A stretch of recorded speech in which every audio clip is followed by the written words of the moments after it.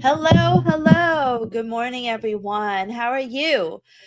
Good morning. I guess we're just going live now. Thank you so much, Boris, for doing that. So good morning, everyone. I'm gonna let everyone stream in. How's everyone doing? How you been trading? We're going to have a great session for you. We had a huge week last week, and I don't think the excitement is going to die down at all this week. But before we get to it, say hello. Good morning, poor and hungry. Cheryl, that's quite a handle. Um, if you um, if you are joining us for the very first time, let me know because we always like to give our new members some love and make sure that definitely have your questions answered. Today's a huge session. We're giving away one $150,000 prop firm challenge today. So it's going to be huge. Now, this will happen, later on after we kind of go through our market preview. But before you get to it, well, one thing that you need to do is you need to register for our Prop Trader Fest. You need to register and you need to post on one of your active Discord communities. I'm going to share with you my screen right now. You need to post on one of your Discord communities about the event. It's happening this Saturday. We worked really hard on it, and it is certainly going to be an event not to be missed. We have thousands of traders registered already. In order, the last one was a huge success. And in order for us to do it again, this one has to be a huge success as well. So we definitely need your help in making it a success. So register now. And also post on one of your Discord communities. If you want to win our $150,000 prop firm challenge today, you need to register. We've got incredible speakers: Nick Leeson, Linda Rashke, Marcy Silfran, Robin's World Cup #2 champion, Rob Hoffman. We got the leaders of the top 3 prop firms: Daryl, who we never hear from, Brett and AJ, Marianne, some of the best female traders in the world, not only Linda and Marcy, but also Marianne, Lumi, Salma, Austin, Tyler, incredible traders here. So make sure you register if you want to win our $150,000 challenge. And you need to post on one of your Discord communities to tell them that this incredible event is happening May 9th. So make sure you join us then. All right. Welcome, Masood. I hear that you're new. And we're glad to have you here. Now, as you all know, last week we had, I think it was 5 central bank rate decisions. None of these central banks changed interest rates. All of them left rates unchanged. But at the same time, all of them was also less dovish. And the market described it to be a hawkish hold. And, as a result, we saw quite a bit of movements in the markets. If we just kind of scroll through and just take a look, I'm going to remove my zip indicator. We had another fantastic week in zip. But, off of the Thursday rate decision, Euro popped higher. We'll talk about Euro in a minute. Dollar yen, all this action. We had, what is now confirmed to be Ministry of Finance intervention, which is a huge deal. Why have we not continued? We haven't continued because, first of all, the Japanese have not come in again yet. Last night was a holiday in Japan. So, they're obviously not in the offices to shock us with intervention. But as the week progresses, you're going to have to watch whether or not this holds or not. But at the end of the day, the Federal Reserve, who we were watching the closest, they gave us a hawkish hold, leading to, if we look at the dollar index,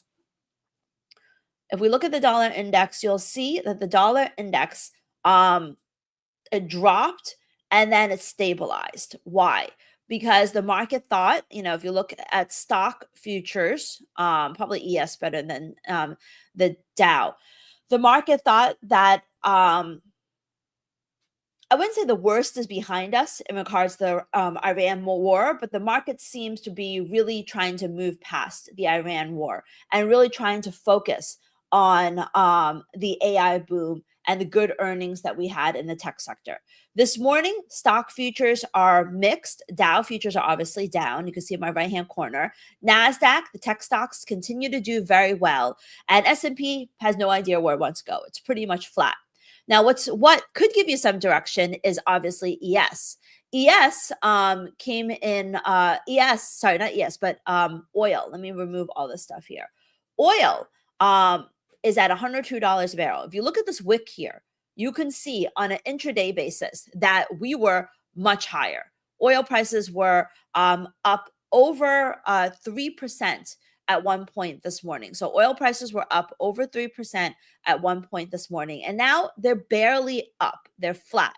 Now, what's happened? Have we had some positive headlines? No. You're looking at my X feed, and you will see the only headlines that we really had this morning, the main focus was that, the senior Iranian official, official said that Iran fired a warning shot against a U.S. warship to prevent its entry into the Strait of Hormuz.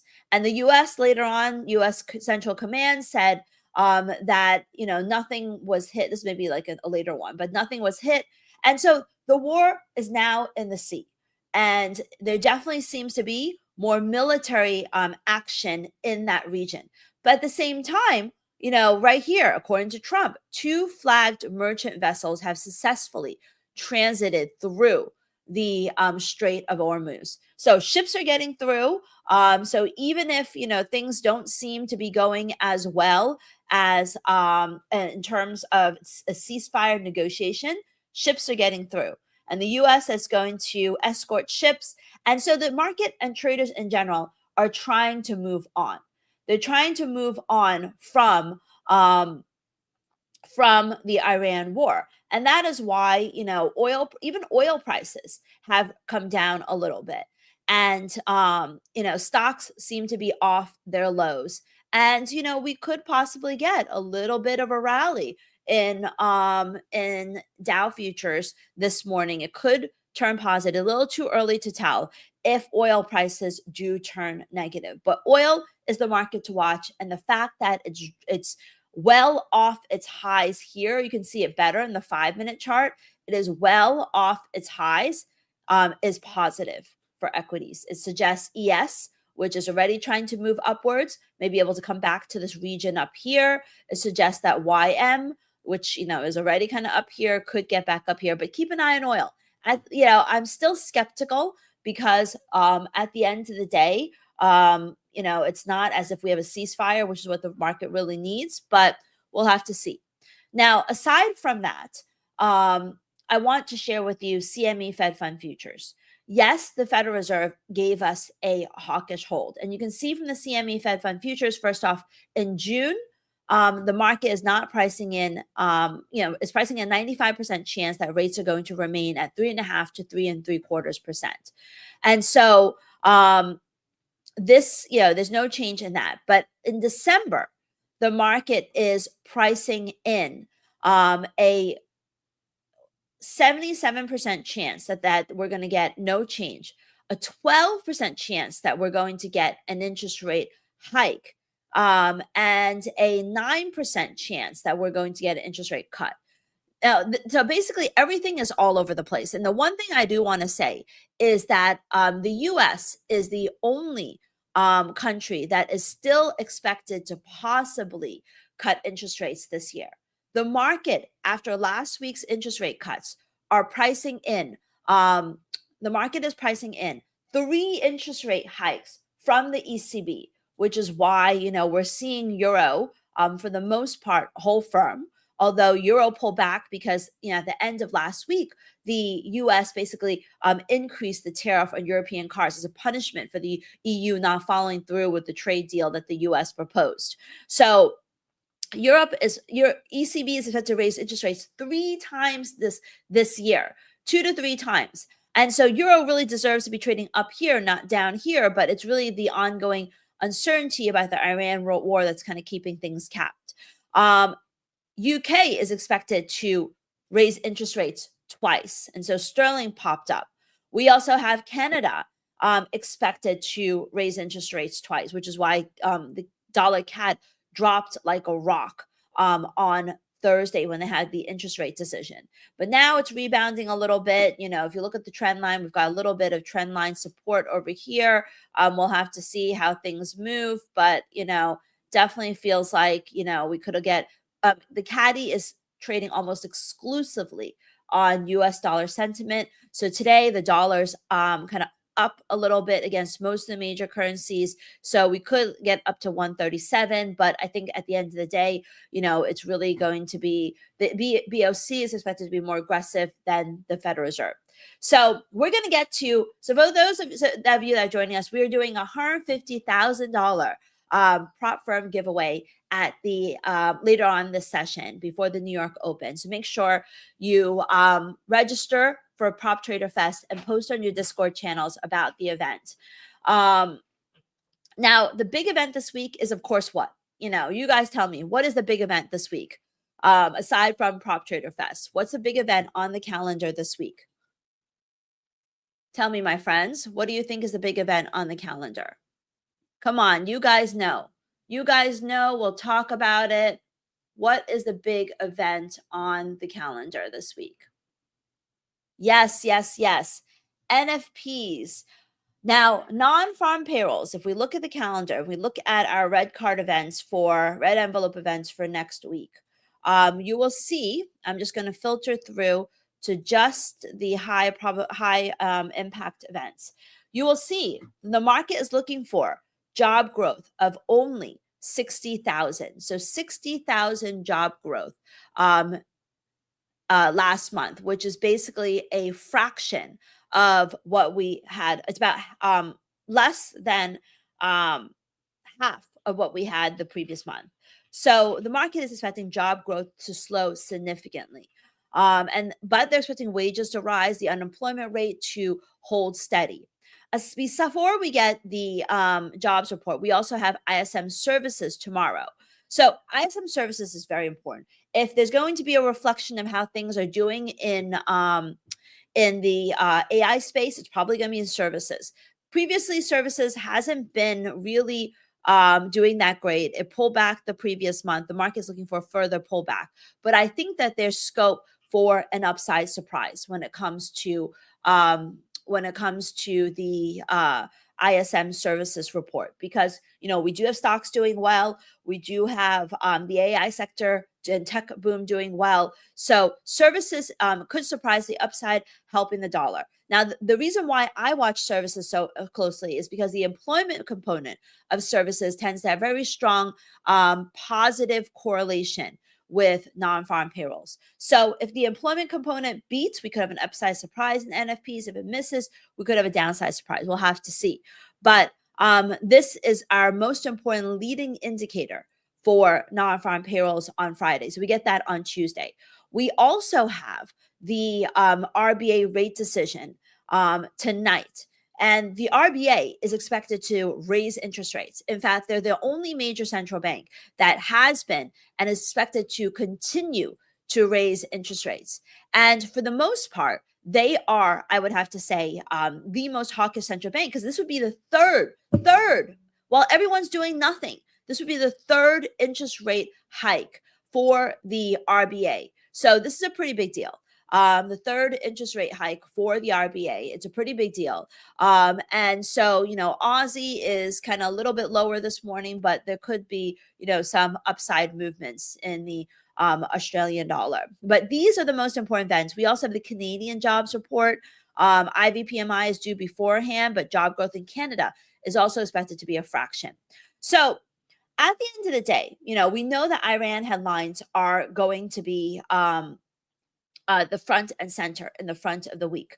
But we also have ISM services, and we also have the U.S. employment report at the end of the week. Now, as we get closer to the employment report, we get the ISM services, we get ADP, we get JOLT. I'll update all of you on everything that I expect. It seems like there might have been a headline related to oil just suddenly popped. Anybody see what the headline is? Yes, South Korea checking whether Korean vessel was attacked in Hormuz. Yonhap 6 seconds. Okay. Right. So that is a pretty big deal. So you can see oil right now popping up 2%. Look at this. We had a pop, we had a drop, we had a pop. If we overlay this with, let's just say NQ, Dow or NQ. Yeah, You and know, NQ probably just did a complete reversal. So we're trading up, and then we just totally flipped down about 100 points. Again, just caution everybody. Yes, you can chase the headlines. It's very easy scalp money, but just remember, if it gets reversed, it gets reversed right away. It's a super simple yes, you got to be careful. It's a very headline driven market, but at the same time, it shows you how important oil is to equities, because you can see that oil popped, and Nasdaq dropped pretty much, at the same time. Now, sometimes there's a little bit of a lag where Nasdaq, what I will see is leading up to the New York Open. Maybe oil is doing something, and Nasdaq hasn't followed yet.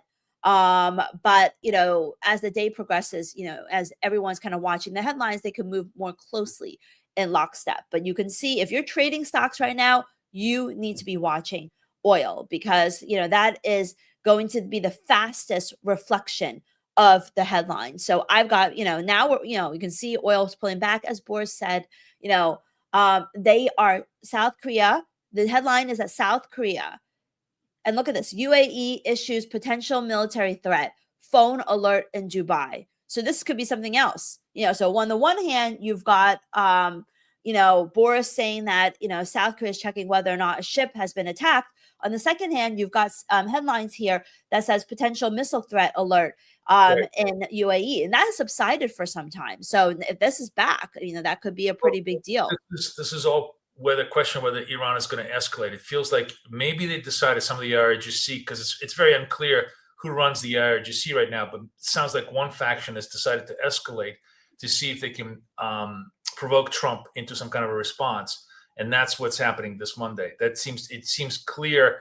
All sorts of either verbal. It's not clear whether they're physical, but there's certainly verbal escalations. We'll have to see if they're physical as well. If they're physical, remember, Trump just passed a 60-day war resolution. So his argument was that now we're no longer at war. He doesn't need War Powers Act, but this escalation is precisely designed to see if they can trap Trump into essentially a war response, which will then require congressional approval. So they're playing a very, very tough psychological game. We'll see where it goes. But clearly, risk is on today. If Iranians decide to do any kind of physical damage in the Strait of Hormuz. So, we're watching NASDAQ drop, and, you're seeing the movement here lower. What I've been really liking lately, if you give me 1 second, is I really like the session highs and lows. And you can see on, whereas this is oil, but if we look at NASDAQ, basically we dropped to the Tokyo low. And if you look at the ultra short-term charts, we rebounded, but I think we're going to get back down to these Tokyo lows here, unless there's a headline the other way. So, I've been watching these session highs and lows are very important. And, we're about 20 points away from the Tokyo low. And so, usually like to gravitate towards these session highs and lows. So I think there's a good chance that we're going to tag this again soon, test it again soon. We'll have to see whether or not that holds, but it is something that, the market really likes to gravitate towards. And so just keep an eye on all of this. But it's a very hyperbolic market. Everything is, let me look at it. It's popping again. I mean, is there another headline? I don't know, Mondays are very treacherous to trade. I never trade Mondays, Sunday Mondays, because Monday is the beginning of the market. Usually we have a lot of position adjustments, and you definitely want to wait for the market to kind of, probably the best thing to do is to wait for the first hour of trading to happen, for all of the, for the market to open, first hour of trading to happen, and then ride any sort of breakout moves, session breakout moves to the upside or to the downside. But a lot of crazy. Look at this. Oil is up, it's down, it's pretty much all over the place at this stage. So it's really, really hard to be in this market trading right now. Okay. So let's talk about the other events on this week's calendar. We talked already about some of the top level events, and don't worry, we're going to get to that giveaway for the prop firm challenges. Although, I really would like to see some more people in the room. And, one thing that you could do right now is, before we get to the challenges, is I want you to like the video. If you're on YouTube or X, make sure you like the video. We're gonna, do the giveaway if we got a good amount of likes on the video. So make sure, you like the video that you're watching right now. Okay. So we had Eurozone PMIs. Eurozone data actually has been quite good. We had Eurozone PMI reports come out. Eurozone data has been quite good. We have look at everything kind of break to the upside now, but yeah, Eurozone data has been quite good. PMIs revised to the upside here. For the most part, we have the Eurozone PMIs. Not only did they improve, but they actually beat last time around. So that's definitely something that, we're kind of all watching very closely. So that's definitely something that we're all watching very closely. Australia, the data was mixed ahead of the RBA. Building approvals aren't great. So the one thing with the RBA is that people think it could be a buy in the rumor, sell in the fact, because they could be done with hiking interest rates. We don't know, but we may not see much continuation beyond what we've already seen. Then tonight we have another bank holiday for Japan and China. I think their holiday is 3 days this week. Yeah, so it was last night to tonight and tomorrow night. So those are all times where we do not expect any type of intervention from the Japanese because the markets are kind of closed. Today, we have factories orders in the U.S., which are expected to be a little bit firmer, not a huge market mover. We do have a lot of Fed officials. On Thursday, we have one of the dissenters from the Fed speaking. So one of the dissenters from the Fed is speaking, and it'll be interesting to see what he says about the reasons for his dissent. RBA expected to raise interest rates by 25 basis points, but the guidance is key. Inflation up across the globe. Switzerland expected to report hotter inflation levels. Canada, stronger, slightly better trade data. ISM services, very, very important on Tuesday as a leading indicator for non-farm payrolls on Friday. New Zealand has a jobs report. And unfortunately, with business PMI and service sector PMI deteriorating, I think there's a very, very good chance that we could see New Zealand labor market numbers weaken as well. So keep an eye out for a downside surprise in Kiwi and maybe some underperformance of Kiwi versus some of the other major currencies. Then we have ADP. That's going to be very important on Wednesday. I will be building our kind of checklist for the leading indicators for non-farm payrolls as the week progresses. So definitely follow our social channels. IVPMI coming out. That's going to be expected to be a little bit firmer. We'll have to see. Thursday is when we have German factory orders. As I said earlier, German Eurozone data has been good or better. So that could surprise to the upside as well. But of course, the main focus, Hammock is one of the dissenters. So definitely listen to Hammock because the market will be listening very closely to find out why Hammock dissented at the last Fed meeting. And then on Friday, we've got the CAD jobs report and the U.S. non-farm payrolls report, both of which are expected to be weaker. So definitely, look out for potential weakness pullback in CAD as well as the U.S. dollar. But of course, at the end of the week, the front of the week will be all about the headlines related to Iran. Now, taking a look at, on a technical basis, Euro, it rallied off of the ECB, pulled back after the U.S. increased the tariffs on EU cars. Still holding the 100 SMA, which is kind of the line in the sand for the bulls and bears. I am still bullish euros. I think this is a buy opportunity for euro. I still think it's headed higher. I think the ECB is widely expected to be one of the most aggressive central banks. So definitely, keep an eye out for that possibility of, something happening on that front. So definitely look for the possibility of, some positivity for the euro dollar. Dollar yen, I'm bearish dollar yen. It's rejecting the 100 SMA. I think there's going to be some risk to the downside here. So definitely pay attention to that. I think there definitely could be a pullback here when the Japanese come back into the market. So definitely watch out for that. Dollar CAD. Also, we talked about this. I think there could be some strength in dollar CAD as we bounce off the trend line. Pound dollar, no strong opinions on pound dollar here. Aussie, we're really upper right hand corner of the charts. RBA rate decision coming up tonight. Be careful of a sell on buy on rumor, sell on bid scenario in Aussie dollar, where it actually pulls back after the RBA rate decision. And then Kiwi, I'm not optimistic on Kiwi jobs report this week, so I think that there could be some downside risk in Kiwi dollar. So definitely be careful of that as well. All right. So any questions before we get to the giveaway? Yes, eyes straight on the Strait of Hormuz. That seems to be the only thing that matters at this stage. So definitely keep an eye out for that. Seems like, I'm skeptical. We'll have to see. I'm skeptical of, all the movements in the markets. I'm skeptical of the headlines. I think there's downside risk. We'll have to see whether or not, we're right on that or not. But, I definitely am worried about what's going on in the Strait of Hormuz. Going short Kiwi. Okay. All right. Okay.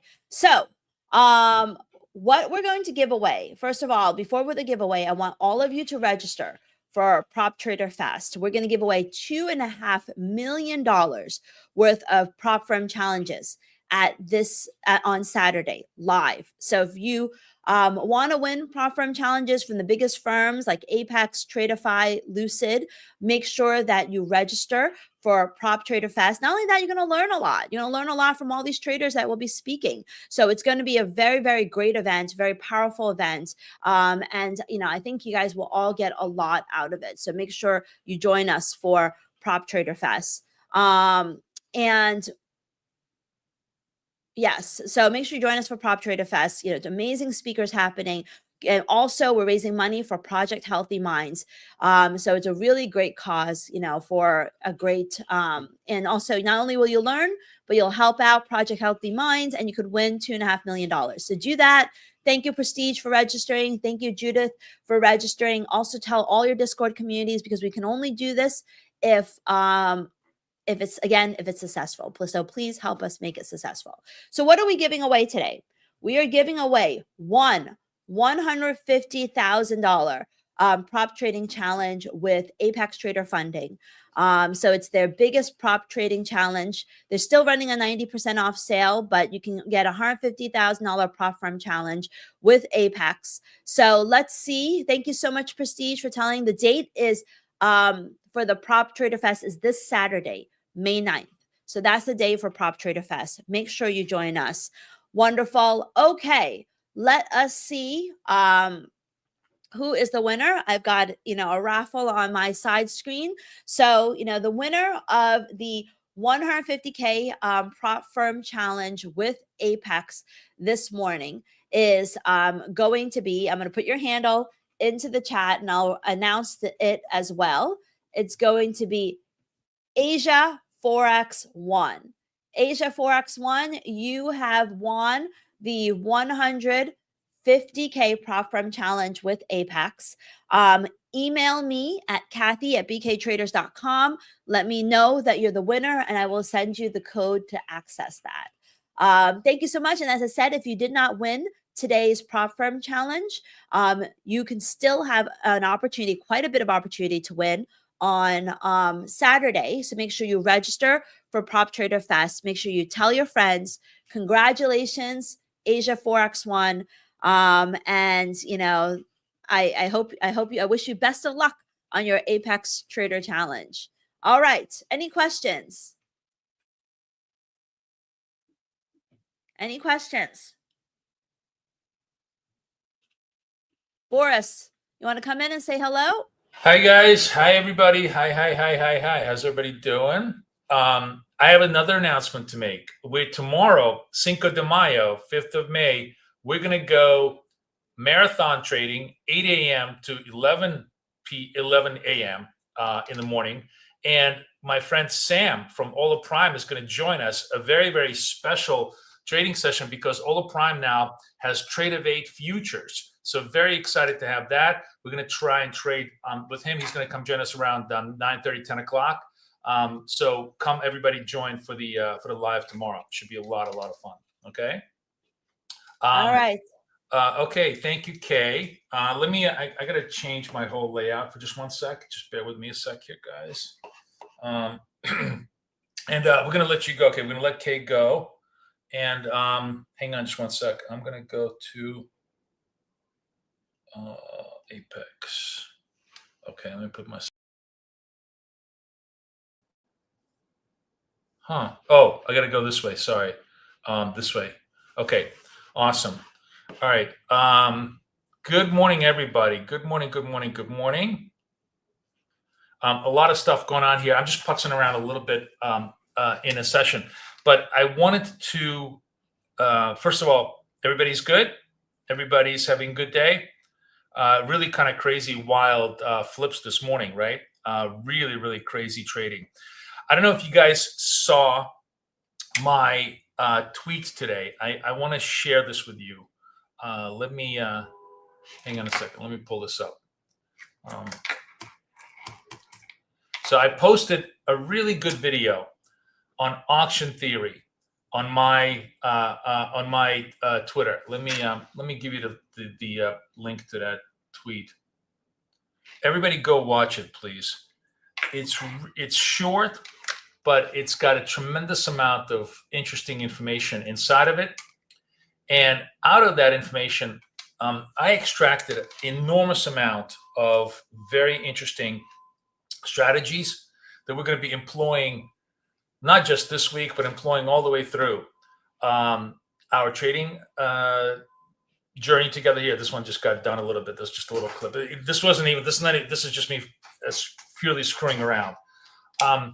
The most important thing that I wanted to show you is we talked, when you watch my auction theory video, you literally see me talking about the idea of blue candles.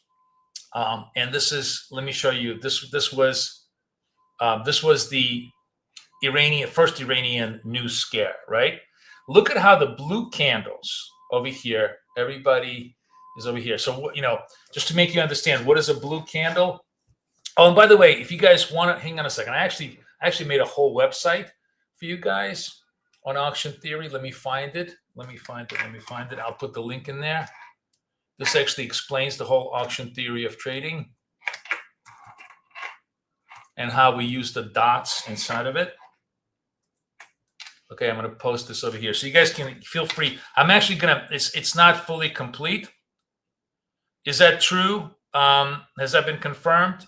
Iran hits South Korean vessel in Strait of Hormuz? Because I don't see the, let's see if the price action is reflecting that. It looks like it's going up. So let's see what the news flow is. Next week's summit. Situation is currently safe after potential threat alert. I don't see the confirmation. Checking, but there's no confirmation. So that's not true. Otherwise, the price action would be a lot worse. Anyways, take a look at the auction website strategy that I built for you, because this really explains what every candle is in actual real market sense. And I actually have a PDF, and I'll have a PDF, a downloadable click right over here. That's going to let you download the PDF. I haven't fully finished the website, but it gives you a really good idea of blue candles, orange candles, how you want to sort of think about it. And it's just one out of a couple of strategies that I'm going to be able to create for you guys on a structured basis. That's going to be very useful. But going back to the blue dot, right? Sorry, where am I? So here's the dive, right? Now watch what I'm actually what I want to show you is this is the ATR.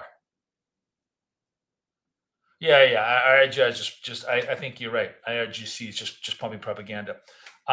So this is the ATR against this, and just keep that in mind because there are so many interesting ways to make money out of blue dots, reversal dots.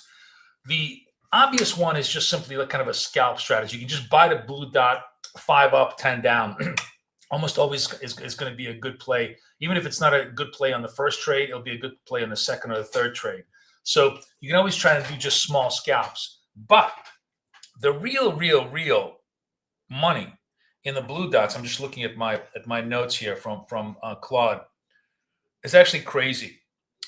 The real money in doing this, and a lot of you guys who want to do swing trades, who want to do big money point trades, once, twice, 3 times a day, where you just do 2 or 3 trades instead of scalping like a maniac with me, is the following.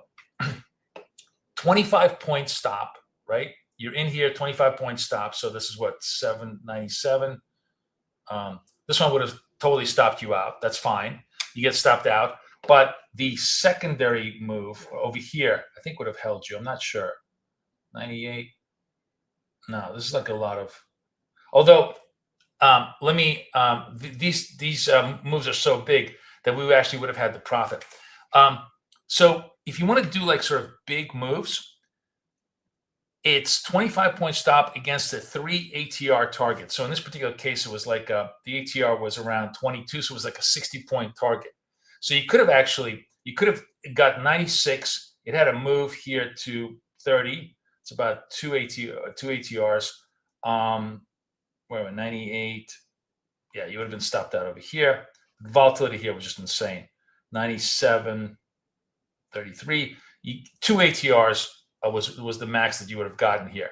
However, if you traded, over here where the ATR was a little bit slower, like 18, you easily could have had the 60 points here of movement, right? 40, 50 points worth of movement over here on a nice move. So the bottom line is you can kind of trade it on a scalp basis, which is what I like to do, or you can trade it on a swing basis. Like this is also, kind of a swing basis trade here on a blue. I think the best strategy is actually not to do a fixed 25, but maybe an ATR to ATR. Like what I found on swing trades, on kind of positional trades, is if you use ATR as the organic stop, organic target, it really creates some very, very interesting, ideas. So like here, the ATR was what, around, let's say 16. You had a 2 ATR against a 3 ATR, so 32 stop, right? You definitely survived the 32 stop because you were here at 21. And 45-point movement, boom, boom, boom, boom, boom. Look at these moves. You had lots and lots of volatility.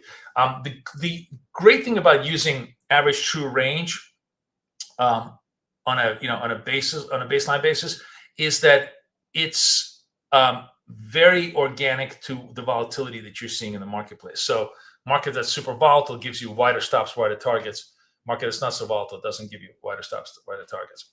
So that's like one really, really cool strategy coming out of auction theory that you'll find really valuable. But the bread and butter scalper strategy that really came out of this thing, which is really, really fascinating. And we're going to do this right now if it sets up, because I've been doing this all day, every day here. It's really nice strategy is, and this is very much a upward bias strategy. So Wally, that's why I put up there that auction web page. It explains everything, because I don't want to go into the full detail. It's that's why I gave you the whole explanation of what the blue does. Okay, everybody, go read. That's what I read it for you guys. Because if I start explaining, I can't trade. Oops, shit! What did I just do? What just happened here? I see. I fucked this up. Okay. God damn it.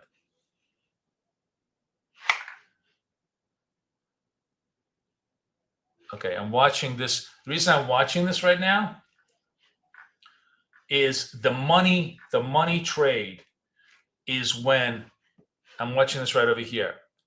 When the candle closes above the red dot high. Can we close above the red dot high right now? What do we have? 34 seconds left, right? Looks like we can't. We're gonna wait. If we do, very high probability scalp, really, really high probability, but it's got to hold and close above the high. The auction has to be won by the bulls. It's called, a bear dot trap. It happens all day, every day, 1,000 times a day, a really, really good play. Obviously doesn't always win, but wins enough. So right now, you see how we're going back above this thing, 3, 4, 2, 1. Okay, I'm long, 5, 10, kind of extended. Let's see if I can hold the move here, but that's the trade. And the reason why that works quite well is obviously because NASDAQ is an upward biased market. And anytime you can take out the shorts highs, you're squeezing them out. You're squeezing them out of the market. And, you have a momentum move through the upside. One of the most interesting discoveries that I did in the research over the weekend is that dots are actually better exit points than they are entry points. It's really, really interesting. So this might retrace because, obviously lots of vol. And it's also 9:30. Yeah. So now, I blew up this tiny little trade, but it's fine because the next move up, we will not only recover this, but, I think we're going to we'll do fine. We just have to be patient and wait for the red dot highs to be recaptured. So even on this one, if this one, the red dot highs right now are basically 55s, right? If you look at this candle, the high is 55. So if we close above 55 on this green one, and obviously it's 2-3 minutes before the market opens, so it's always going to be volatile. That's why I'm trading tiny little pieces, because I can always build my size and recover my positions. But I will have lots and lots of confidence in this idea. So 55 is my breach. 15 seconds to go. It's 58. I'm going to see if I can make another run at this thing. Oh, so far does not give it to me. Let's see how it closes. Okay, it does close higher. So let's see if it pushes higher. Really, really vol.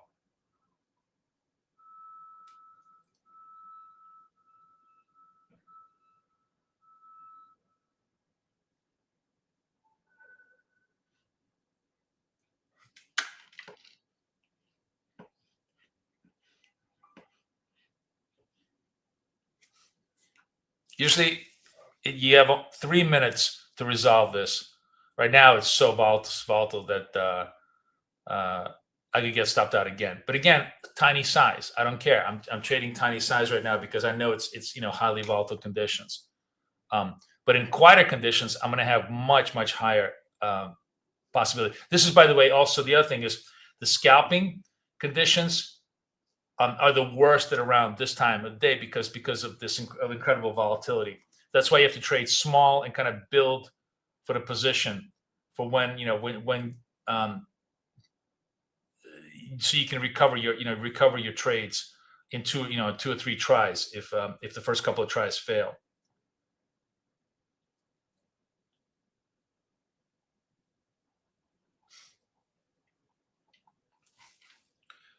We are 30 seconds from the open. We'll probably, I have zero idea if this is going to just ramp or damp, but we'll give it a shot. Let's see. Almost hit my target. I'm just staying in the trade. I'm not managing the trade. If it flips on me, it flips on me. It's there.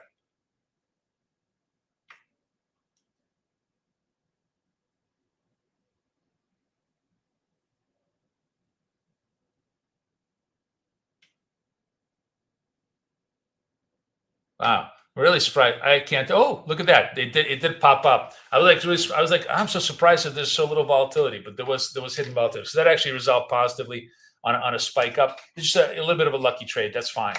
We're going to give this a little time. We want the market to kind of relax a little bit. We'll look for the blue and the orange candles. We'll look for the for the red scalps, and generally just see what we can do on the scalp side. And then I'm going to show you a couple of Just looking for the dot break fire hose. Yeah.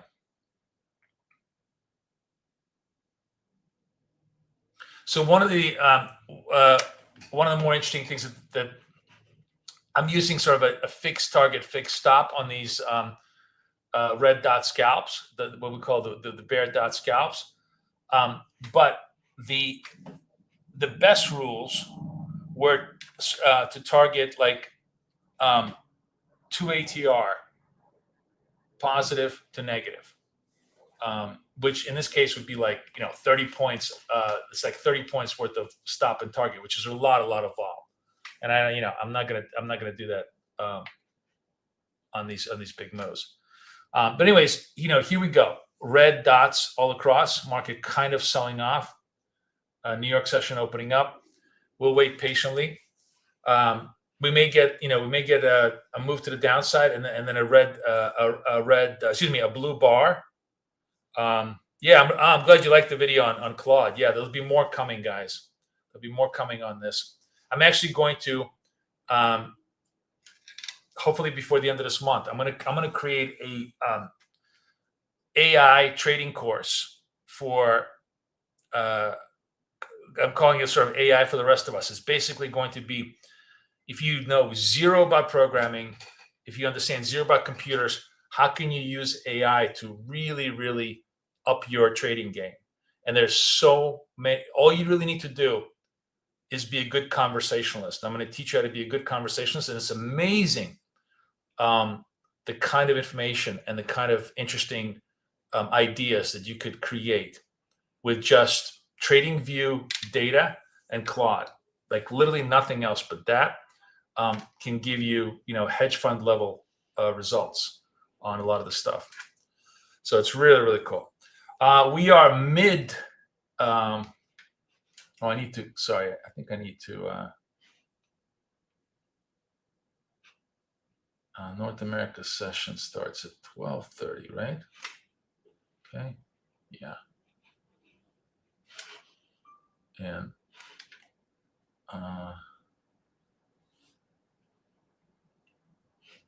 okay. There we go. There's the New York session. There's the London session. Blue candle. Well, blue candle, for those of you who haven't read this, is no new lows and we pierce the highs. That's not it's a pretty decent play, even just for a 5-point scalp. So we're going to try and do a 5-point scalp for this thing, if it holds.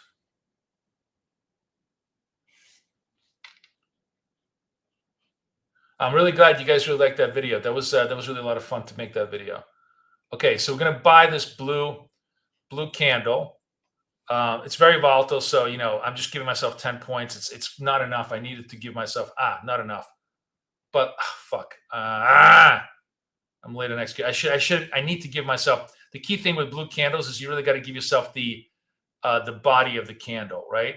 So like I just got stuffed out again. Sorry. All right, let's just do this one more time. Body of the candle. I have to pull my stops. You have to give yourself, otherwise you're just going to be getting stopped out on the retraces. But seeing that works out much better on the blue candle as far as size goes. Now, the next interesting blue candle trade, the kind of reversal trade to look for, is when we get a candle that closes through the highs. In this case, we're going to use the highs of the most recent blue candle. In this case, the high is 48. So we're going to look for it, and it may take 5-10 minutes of consolidation, or it may just, or the market could just simply dump really, really badly. And if it does, we'll work it out. If it does, we'll just wait patiently for it. But what we're looking for over here on this particular size over here, is we would like a candle to close above those highs. That's going to give us lots of confidence that there's an actual turn. This was just a bounce, and we're looking for a real turn in the price action, right? That's what we want to see.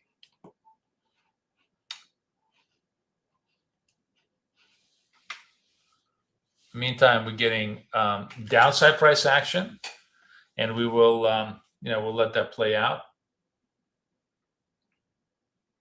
Oh, by the way, the only time where short momentum trades really worked was right now between 9:30 and 10 o'clock. That was the only time in a 24-hour cycle where you had a reasonable chance of making money on the shorts. The market is so upward biased that almost every, and I bet you guys, if you were to look through your data, I bet almost all of your losses came from the short side. We just didn't even quite even understand that. All right, we're holding bid. Another blue candle our way, but and that'll become sort of the most. If this stays like this, it'll become the most recent blue candle for us to trade. If it doesn't, what we're looking for is the candle to close above 49. If we capture through 49, I'm going to go long on that trade. Actually, it might capture it right now. Look at that. Let's see how it trades. Does not quite capture it. Oh, no. Wait, does it? I can't tell. Not quite. Not quite. It's the only problem is these things are so fast right now. So we'll see how the next candle trades.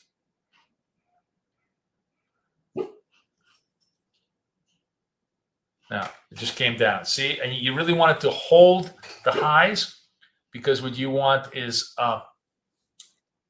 you want the bulls to start taking control. They're not in control yet. The bears are still in control.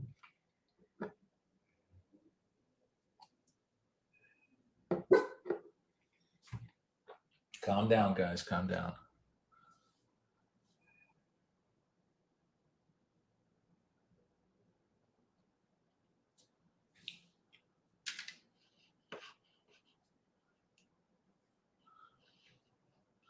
Watching the market open here.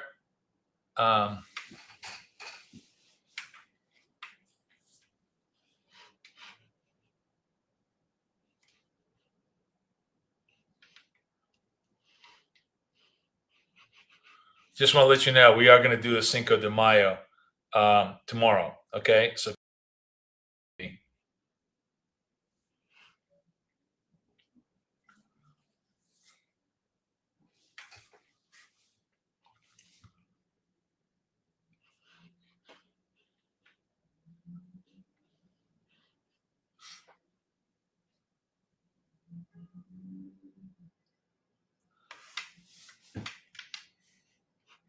look at the compression of range, right?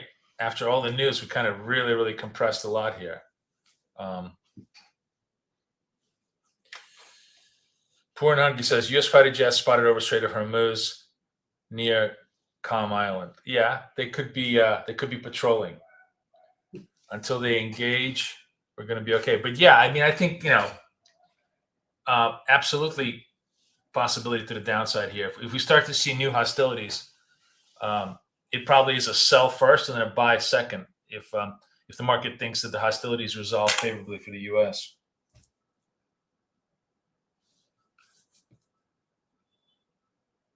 Look at this compression of range here. 805 to basically 50 points worth of range against like 200 or 300 points worth of range.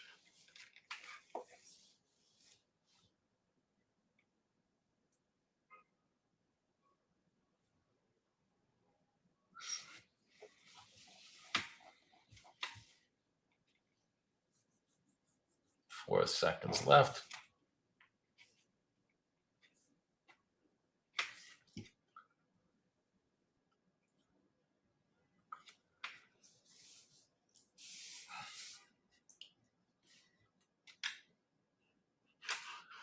I'm just going to take a tiny little pop here. It looks like the market wants to go a little bit higher. So I'll stay underneath here. If it proves me wrong, it's a tiny little clip. But I have no signals, so I'm just going to see if I can take a small scalp to the upside as the market kind of looks like it wants to bottom out, but it may just fake me out.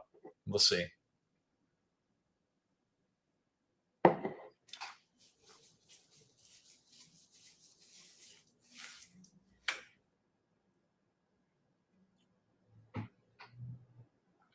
Yep. Took a nice quick little scalp here. But what we're really looking for is somebody asserting control here.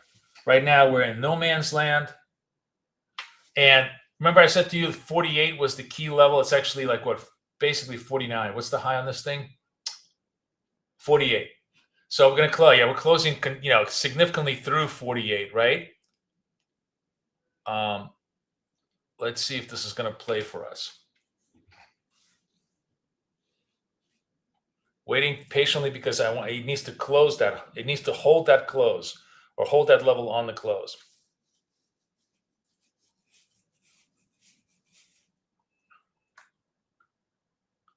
Maybe you run to session highs off this thing.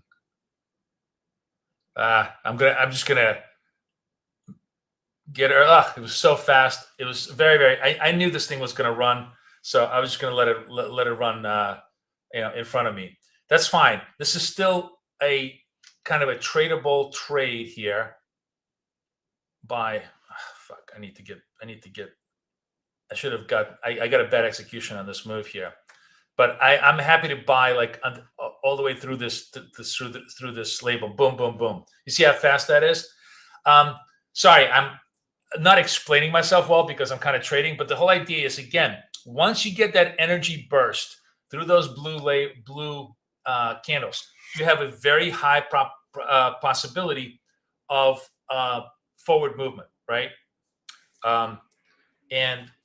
Yes, it was a chop fest, but we broke out of the chop fest, and you got to. The whole idea about auction theory and about understanding candles is that you can be the first one to run the chop fest, right? It looks like chop fest to you, but we were, if we jump ahead on all these trades, that was very quick scalps over here for us with very little retrace. All right, gonna go back to single size. I'm actually, you know what? Let's rotate accounts. This account is nice and clean. Let's run a new account here.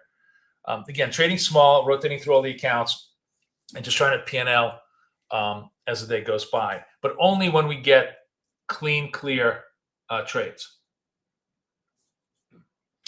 There was, if you want to see this on a much bigger level, let's go over here. There was actually multiple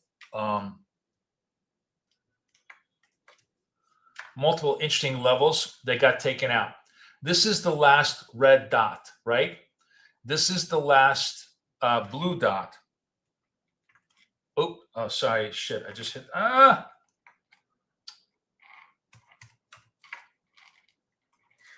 Hang on a second, guys.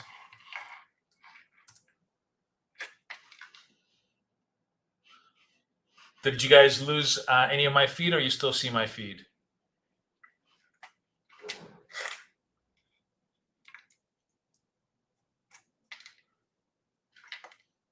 Everything's still good? You guys see my feed?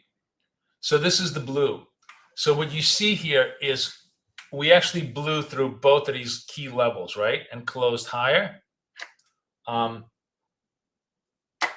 And that kind of power move, you just want to join. And we're still trading that power move. And if you're trading kind of a swing basis, you're saying to yourself, oh, I think maybe I can make 1 or 2 ATRs, which is like around 20 points on this move. If you're a swing trader, this could be a 30, 40 point move to the upside. If you're trading, on that basis. So, whether you're scalping like I am or you're swinging, there's some really interesting possibilities once you see the trades clear.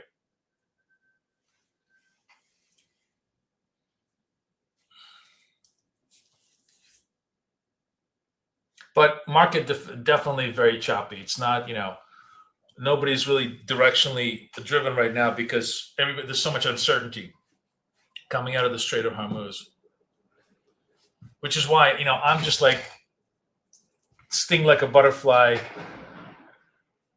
Was it like fly like a butterfly, sting like a bee? I'm just, scalping because any given candle can be a 200 point down candle here on, Strait of Hormuz getting blown up, or one of our ships getting attacked, so on and so forth.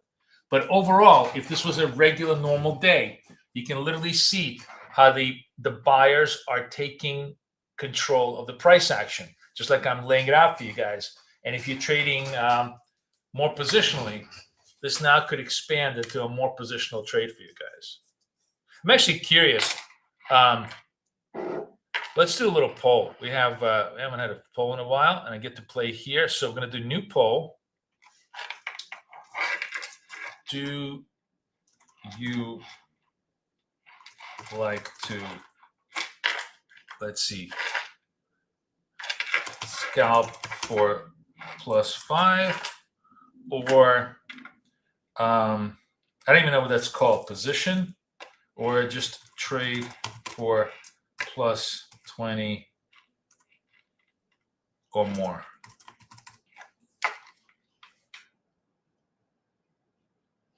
All right, I'm going to show the, hang on, let me just put the, there we go. So choose your choices. I'm really curious. It's choice 1 or choice 2, and it will start to record. Astrologer says South Time Maritime explosion happened in the engine room of the Korean vessel on Monday. Okay, but is it a result of Iranians hitting us? That's interesting. Just type in 1 or 2 guys in the room. I'm just curious. And you see how that built? So like, you know, if you have the position here in the 50s, you're now like, you know, +40. Very, very nice, you know, trades. And, you know, I'm not a scalper, but I definitely would like to maybe dedicate one account to what I call the blue swing trades, where you really, really could, you know, putting the anchor over here, taking this out. I mean, you can enter early, you can enter on the close of this, but you can just see how well they capture the possible turns in the market.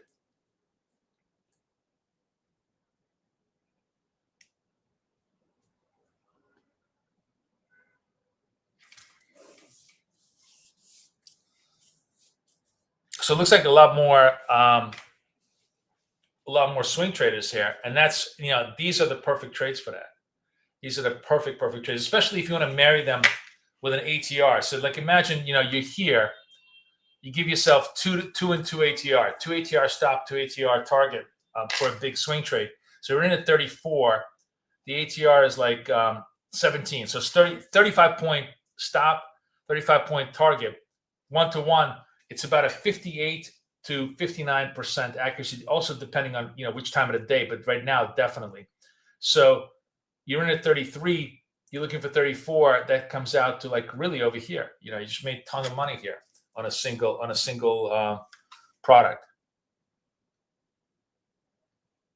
Has US hit a US warship? I don't think so. We haven't had that confirmed. Let's see what the news is.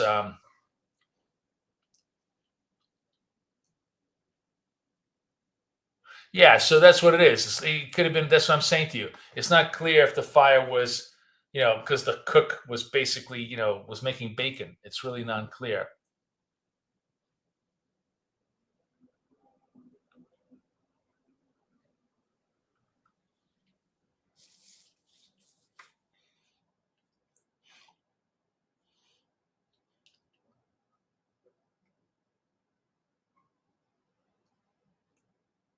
Yeah.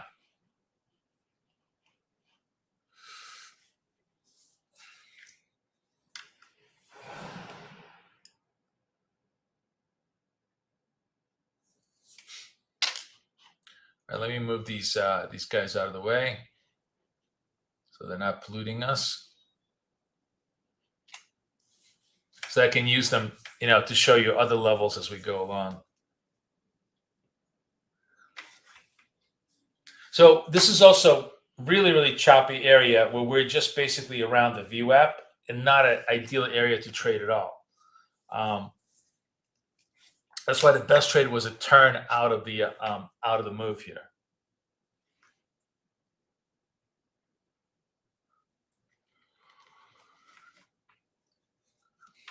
looks like everybody likes trading for the $20, 20-point trades. So we'll do a lot more of those over the next week and, over this whole idea. Now, the orange trades trade the other way, right? They trade to the short side. But remember, in an upward bias market, they're nowhere near as good as the blue trades. And, generally what I like to do with the orange trades is I don't even look at them until the lows are broken. So what I would do in this particular case, if I was looking at it, is I want the price action to close below here, and then I'll short for a scalp. But until I get that, I'm not even like interested in trading this, because it's almost always, as a matter of fact, oh, I'm taking it back. The orange trades very often are great breakout trades. Like I love to use them on the long side. So this candle is closing through the highs. We've got 10 seconds left. I absolutely want to go long this thing. I absolutely want to go long this thing if it holds. If it holds. 2, 1, buy. All right, I'm long. Come on, reach out. Reach out. Reach out. Hit me. Oh, so close. Damn it. That was so close on the trade. Okay, fine. We'll wait patiently. Another break above here. I'll get larger. That's why you just have to be patient, because this is a very, very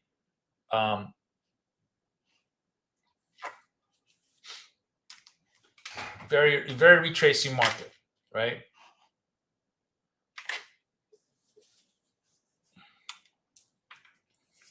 Just like that other account, I just was patient and patient and patient. I kept chipping away. I'm going to try and do the same thing here.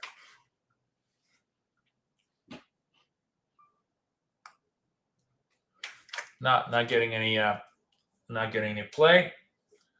So now the only thing for me to do is, if this thing really does sell off, does this close below here? Yes, we're going to follow this the other way.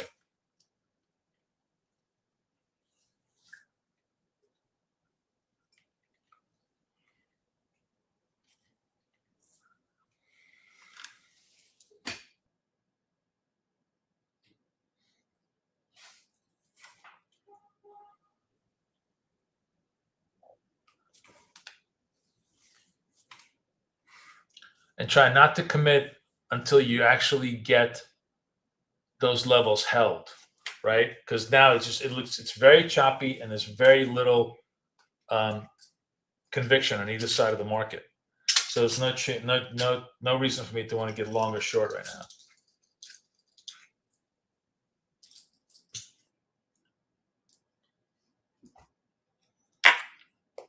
All right, fresh orange. Now this is going to have to come down and close below here, or close above there.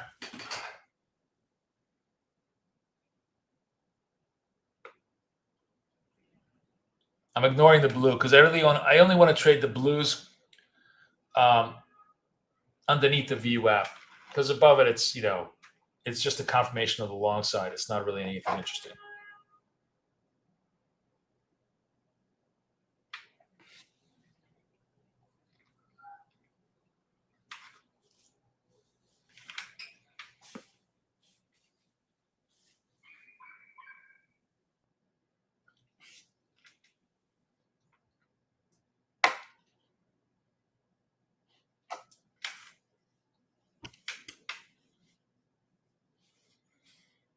Just choppiness and indecision right now.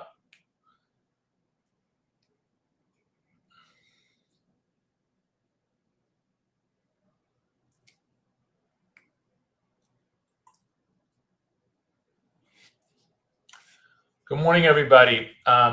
Did you guys get the? Oh, here we go. 32 seconds left. Kind of piercing the lows. Can we hold it? Can we close on those lows?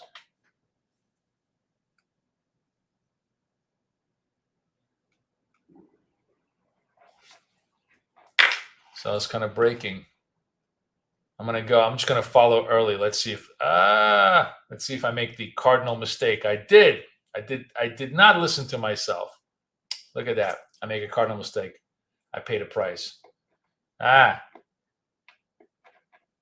thought we're really gonna run down, but we didn't. It's still very much chop zone area here.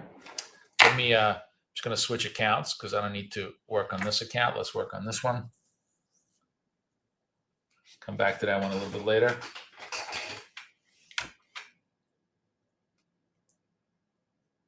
Oh, hey, I was kind of not even thinking about this. Look at this. This is the purple, right? Can we close above the purple high? That's the bear dot trap, which is a really good trade. And like this needs to, if we can close above it. If we do that, that blue candle is actually going to turn green.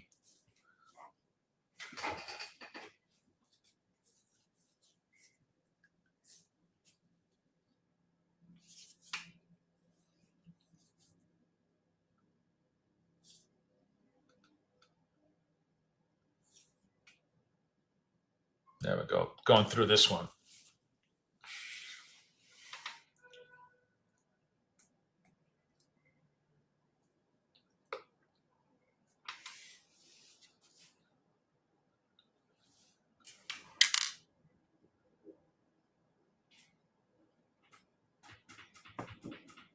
Really choppy, right? No continuity whatsoever. But like, if we're just following the rules, we don't care. We wouldn't be enticed into any of these trades. Now the trade kind of holds.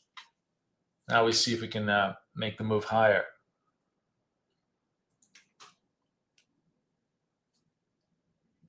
Good morning, USA. Nope. Look at that. See how it just totally, we're just going back and forth, back and forth. Market is super, super skittish. Almost 10 o'clock. No trade.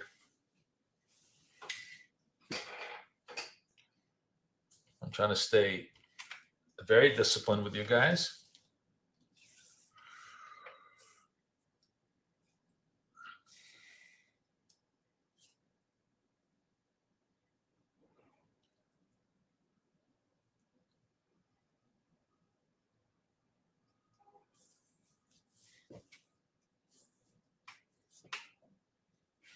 To the upside, we hold and break the purple dot to buy signal for us.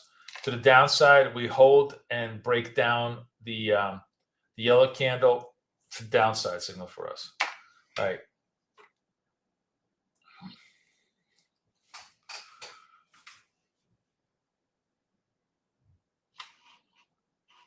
Still can't hold it. 3, 2, 1.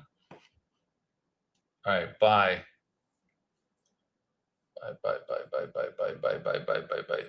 Bye. There we go. That was me being patient and not rushing my trade, right? When I'm patient, I'm not rushing the trade. Trade tends to work. So hopefully you guys pick that up.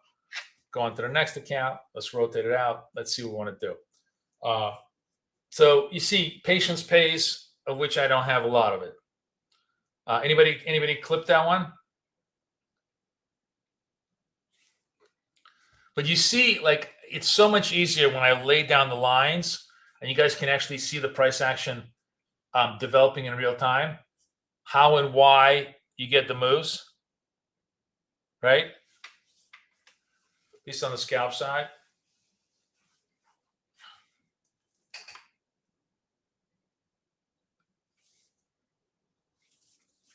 Session highs, breaking out higher.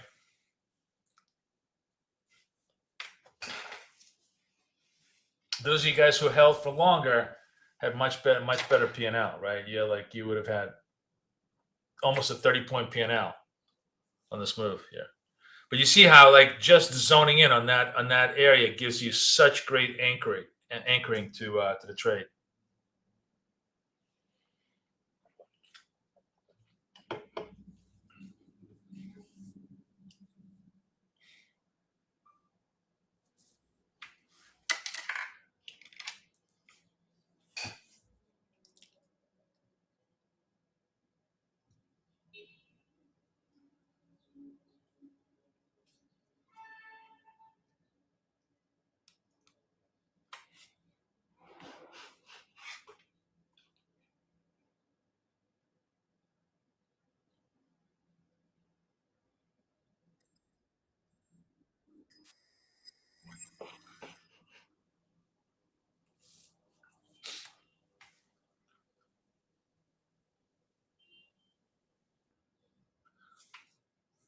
Okay, back to yellow candle.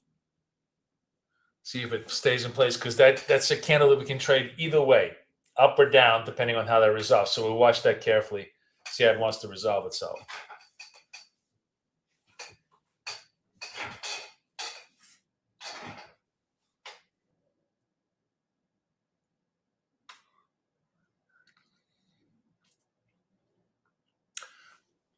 In this setup, remember, always the latest candle is the most recent reference, is the reference point, right?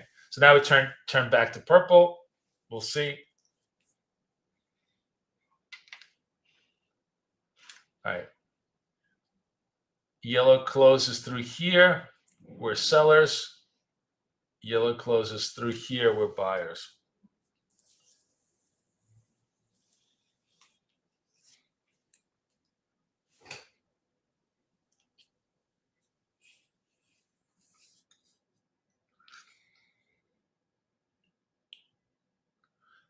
Any news on US Iran? Well, not, in the last 10 minutes. Nobody, the Korean story, not clear whether it was Iranians or the cook. The reports that US planes are flying in the Strait of Hormuz, but nothing confirmed. And, sounds like a lot of psychological ops, but not a lot of actual kinetic action. All right, if this becomes a yellow candle, it changes our parameters to this candle's highs and lows, right? So we're always adjusting to the most recent structure. So here we go. So now a close below here or a buy above there, that's going to give us the impetus to want to trade.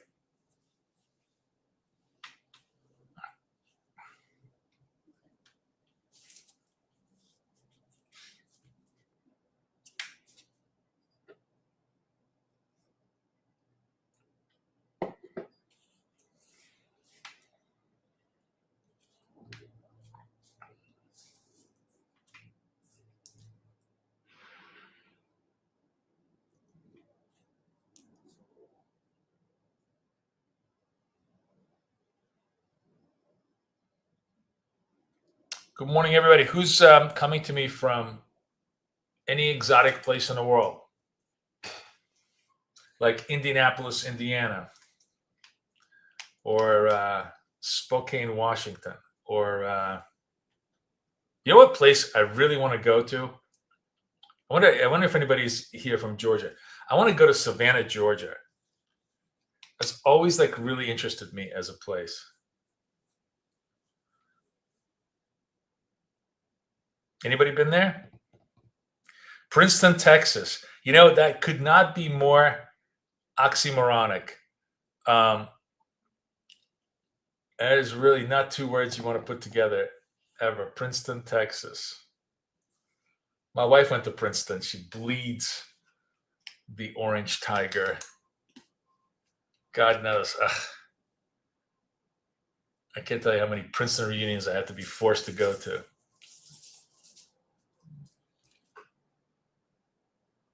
All right, we're watching the price action. As I said, the white to the, we closed below that white line. We want to try to short it. And now nothing is going on, right? We're just putzing around. Market action super, super, super tight. Fortunately, we're not getting tricked into trades, but doesn't mean that, the market still can't screw us a little bit here.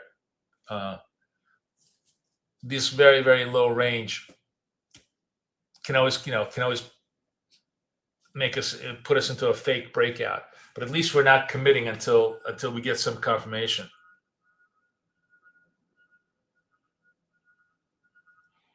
Born and raised in Georgia. You ever been to Savannah? Twin Falls, Idaho. Is that where you're from, John? That is pretty remote. Oh, really? You had 3 rental homes in Savannah? I really want to visit it. It looks just kind of gothic and fun. Is it as funky as the movies make it out to be, or is it just that?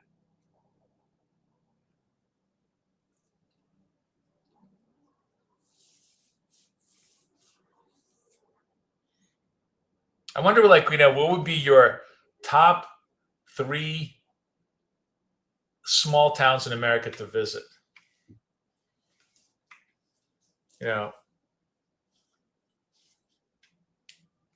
Like, I think I would want to visit Portland, Maine, because first of all, I've never been to Maine, but like the fishing, I hear it's very, the waterfront is kind of really, really cool. Watching this candle, see if we can get any close on the lows here. 13 seconds left. What's the low on this thing? This is 65.75. So we're almost there. We're breaking through here. Yeah, we are. We're going to sell it. All right, we're going to sell it and probably going to eat the retrace. Yes, I'm going to eat the retrace. Damn, I hate this price action. Just fucking no movement, nothing. All right, we ate that because like I was afraid the market just has zero continuity. All right, we'll stay patient. Let's see if he wants to make a move one way or the other. That was actually, by the way, did that retrace at the very last second? Shit, that did retrace. That was a bad trade on my part. You know what? I'm going to make a rule now that it's got to be like 3 or 4 points below, because it does this to me twice again today, where it just teases the breakout zone, but doesn't hold it. At the very last second, it pulls back. It's a big fucking fake out. On the other hand, this one I want to go buy. Here's why I want to do a buy, because I have this one right through this whole thing. Come on, motherfucker, go, bitch, go.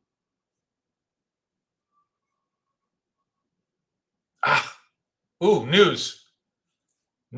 Something happened. What happened?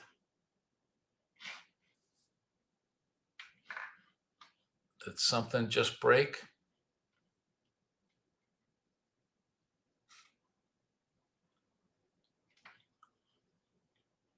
Not on the thing. Interesting. Wow, it just broke really hard. Oof. Okay, let's rotate out. Notice that, if I'm getting hit, I'm just going to rotate out and come back to that trade later.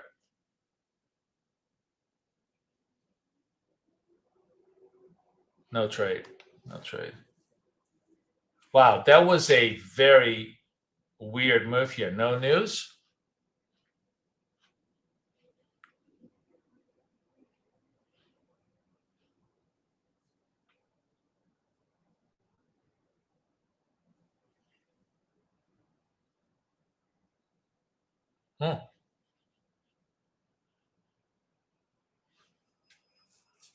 Interesting. Okay.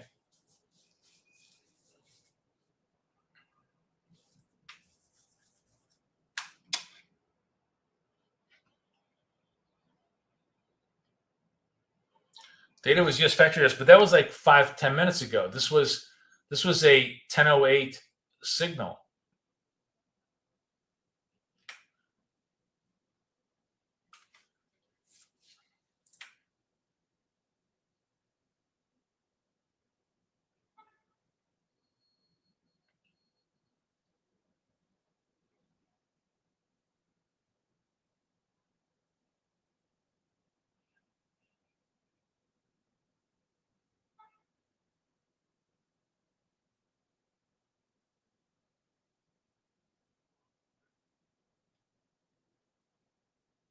Nah, they just retraced it. We're just chopping around. Today is a very, very tough day for even the tiniest of trades, because we're just chopping around. Just, there's like zero, because I thought, okay, we broke the white line. We're going to have a little continuity. Just got nothing. The market literally went dead, just absolutely dead for the last hour. But that, the thing about this, if we hang for another 10 minutes, it could totally break itself out to the upside. So I'm just going to, rotate myself out a little bit here and look at my accounts.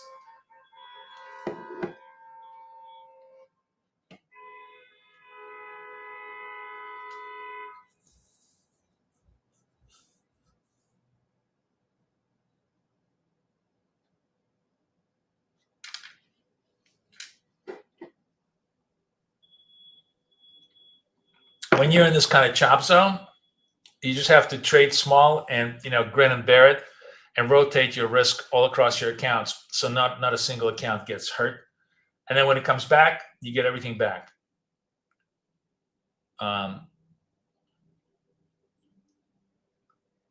But today, this is like Asia level chop, right? Just absolute non-continuity trades.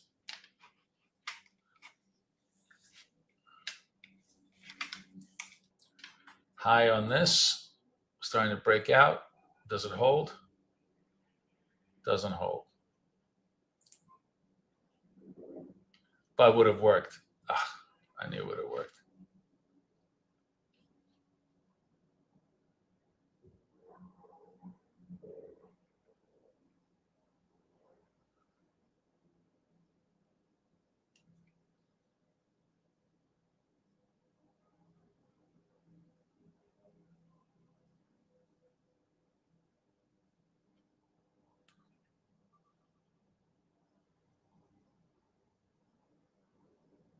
Okay. Starting to work a little bit to the upside. So we're going to rotate out to this one.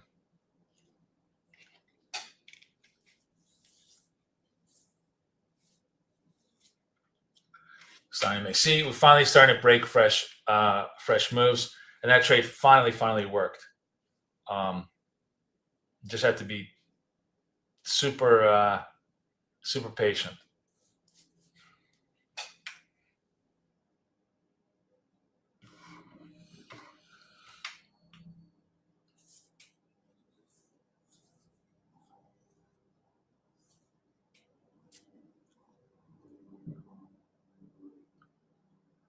So back to my Muhammad Ali analogies, that was just basically rope-a-dope. We had to absorb a lot of blows from the George Foreman market.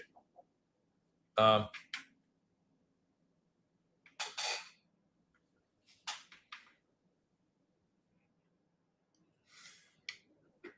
we'll see how it trades.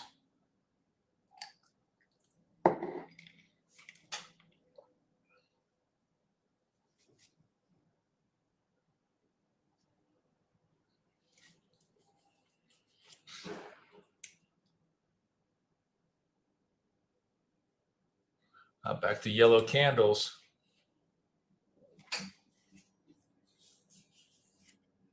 So reviewing some of the ideas. This was a red dot breakout that we actually had. We were like literally a point of it, and then just got completely destroyed by a very weird tick to the downside. Like maybe it may have been news driven, but there was nothing on the news to do this. Then we waited very patiently until this kind of recovered back up. We took that one back up. Now we're at the yellow candle. Yellow candle to me is always much better a buy. It signals, exhaustion to the on the upside, but it actually most of the time just signals a pause that could take ourselves out higher. So here's the yellow candle. Here's the lows of the yellow candle. What we're looking for is the next candle going to break the lows. That's fine.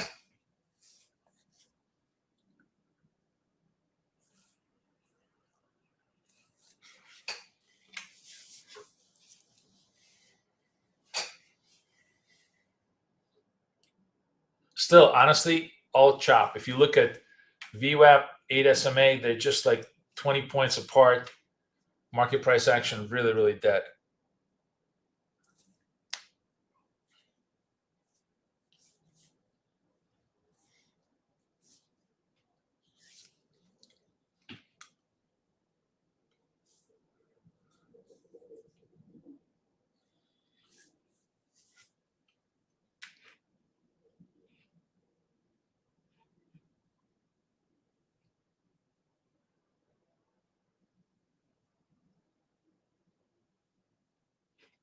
No trade here. Okay, here comes the moves. This is the anchor. See how it wants to trade.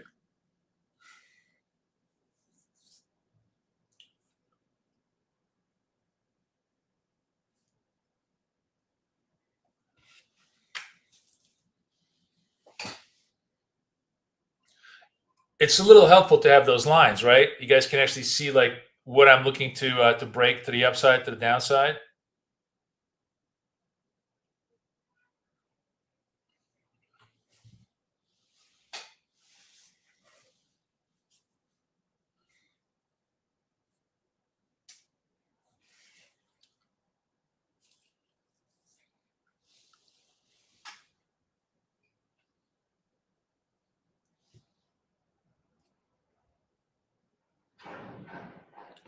All right, let's see if we can close through that wide line. We need to close through that line for us to be long, or close to the lower line for us to get short. Right now, still just sticking around. Man, we have been like what, a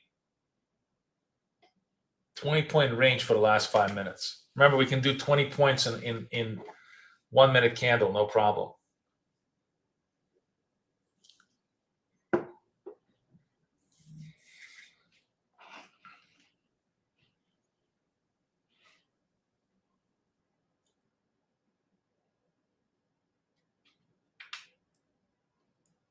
Yeah, it is definitely chop fest.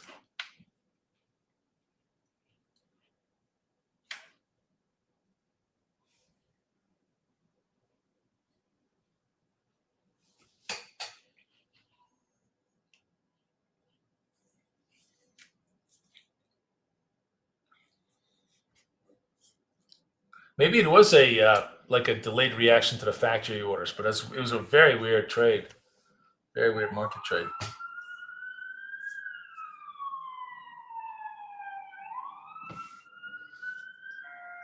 38 seconds left.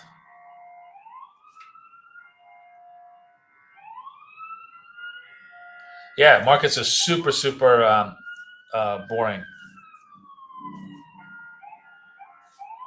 But remember, like 15 minutes forward, they can totally pick up. You just have to be very patient with them.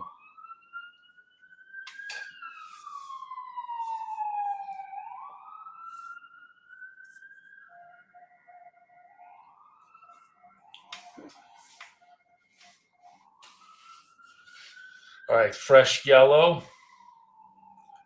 This now becomes the marks. They're basically the same, but within a point of this. Let's see what it wants to do. Do we want to pierce the upside? Do we want to have a runner here?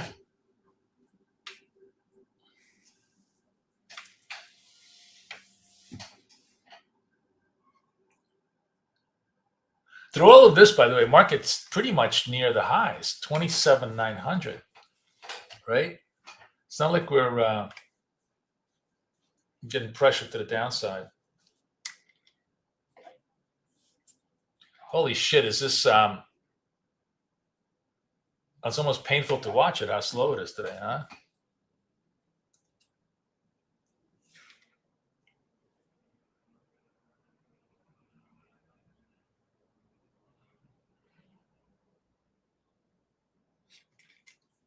All right, buying. Come to Papi, let's go. Come on. Get up. Oh my God, this is like, come on. There we go. Jesus fucking Christ. Today is like pulling goddamn teeth. But at least we're making a little bit of clips here. At least we're making a little bit of clips. Holy shit. That was like waiting for 5 points for the last 20 minutes of just no price action. Holy shit, was that boring. All right, back to the recovery accounts. Anybody took that trade with me? Anybody take that trade? Yes, no? Come on, let me know. All right, looks like everybody in the chat decided that they like doing longer term. I would love to do longer term swings if there was actually a swing available. There's like nothing going on here. All right, let's kill the stop the poll. Thank you guys.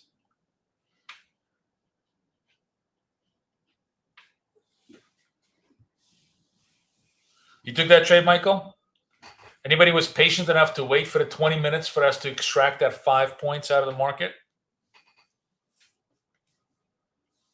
Yes, no? I know, it's really, really quiet, huh?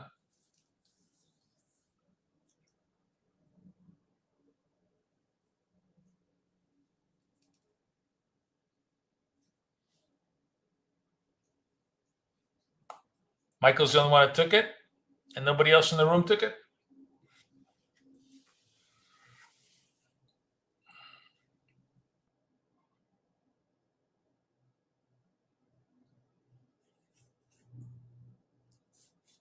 We're still crawling. Guys, don't forget, tomorrow, Sam and I live.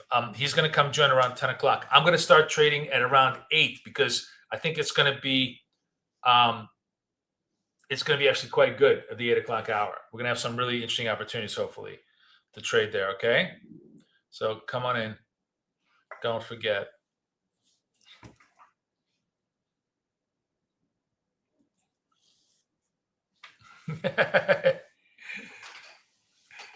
$60% of the time, it works all the time, right? That's the best line from Anchorman ever. Okay, we're gonna pull the lines down because we don't have any more trades right now. Do you get? I think it's like it is useful, right, guys, to have these lines so you can actually see what what I'm trying to I'm sort of working on. Most of these candles are like, look at the ATR. ATR just is dead. I'm actually, why is the ATR should be small in this? How is this only, how's it 1840? I would have thought it'd be smaller.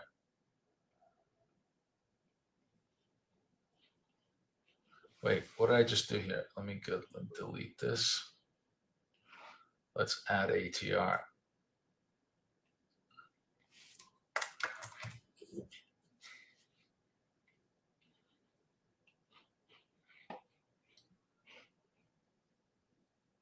Oh, it's 1840. Wow.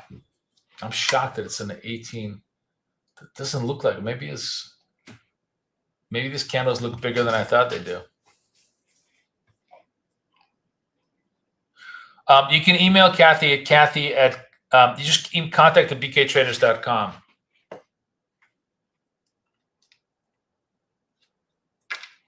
1 minute here, 1640. Yeah, mine is a little bit there. That's still pretty small. Contact at bktraders.com. Red dot.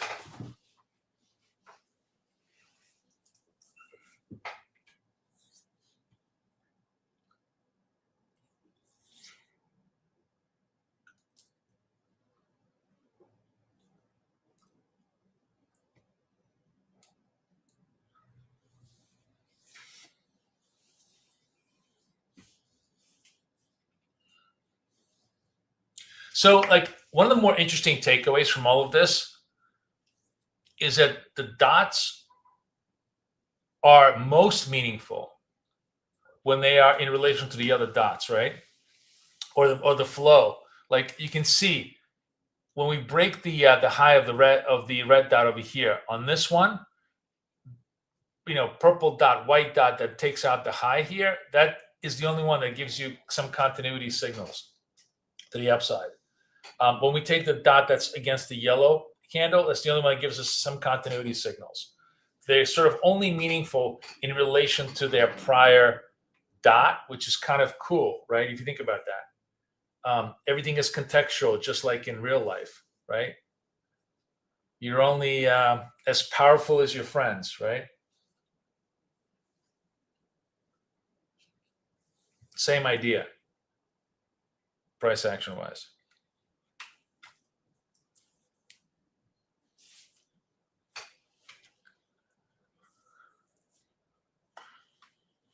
Today definitely was the single most boring day we've had in a long, long time. The very fact that I actually managed to squeeze out some winners is, and the losers that I had, I'd be honest with you, like 3 or 4 of them was just me being impatient, right? I mean, we didn't have to, there was still some legitimate losers, but only 1 or 2. and a couple of them were just really funky. Like this was a a funky stop out. A funky stop out. I think. Oh, that's a new song, guys. We need a new song. Should we play a little songs? It's kind of boring. You guys want to hear the new songs that I made? Here, let's listen to some of the songs. I made a country song. What the hell is my country song? Here we go. It's a perfect day for this because it's so fucking boring. Might as well just listen to music.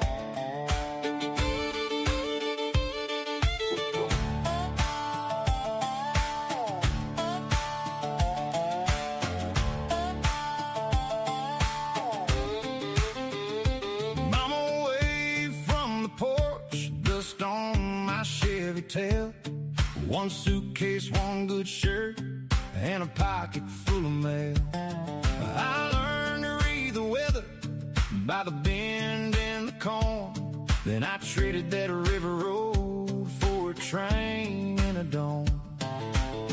Taller buildings, harder eyes, cold cash, cold skies. I held my breath, I held my ground. Then I heard that city sound. Boots in New York.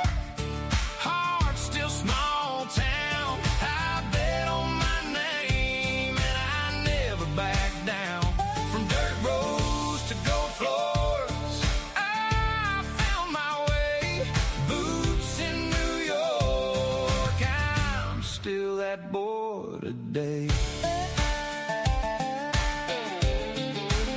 Now I'm calling numbers fast while the ticker runs red. Learn the game by the minute with a pad and a thread. From soybean fields to big deals, I can read a room. Every rise, every fall feels like thunder in June.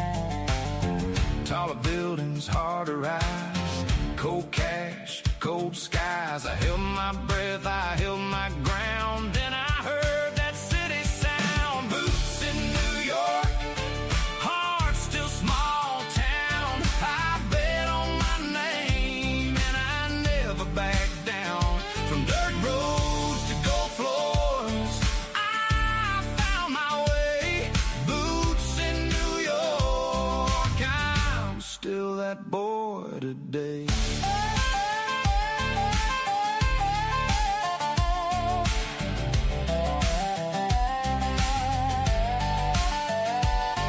Back home they still call me son, still say don't forget where the fields meet the sunset and the nights get wet. So I keep one foot in the past, one on the floor. Every win I bring back is for the folks I'm for. Boots in New York, heart still small town. I bet on my name and I never back down. From dirt roads to gold floors, I found my way. Boots in New York, I'm still that boy today. Are we vibing that? That was actually good. We made money on that trade. It was basically, taking the low of that blue, and it really kind of crashed hard.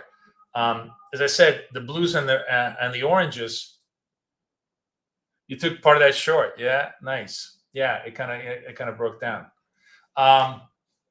Yeah, this is a song about a good old boy who comes to New York and becomes a trader. I thought it was kind of cool. You guys like that one?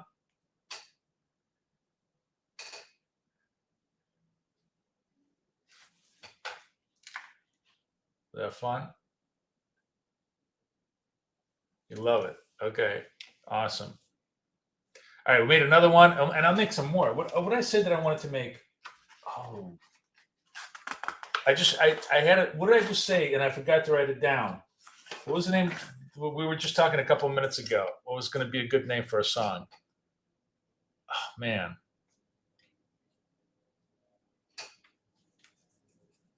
I totally forgot. Yeah, my tracks, my country roots. I am not a country fan. It's just like I was like, you know what? I've been making too many funkadelic songs, so let's see if we can do a country song. And it actually was really good. It's all about how you prompt the AI, how you create, what kind of narrative you want the AI to do, and then it does a really good job once you give it some really good prompts. All right. Oh, we gotta be buyers here, guys. This is blue. I kind of want to be a buyer here. Where's my other trade? Let's go. Let's rotate the account. 50.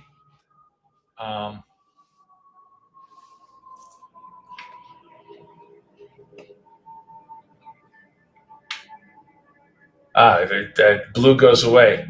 All right. I hesitated. You know what? Let's wait. You know what? There's two trades here. There is the instant trade, and then there is the close on highs, lows trade. Let's watch this one a little bit. So this is the range. We close above, we're going to go long. We close below, we're going to go short on the blues. And while we're doing that, I'm the AI guru. Yeah, I am. We'll play this one.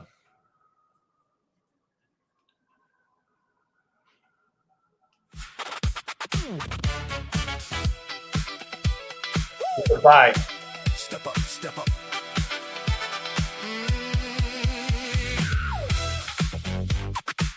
I bought it too early.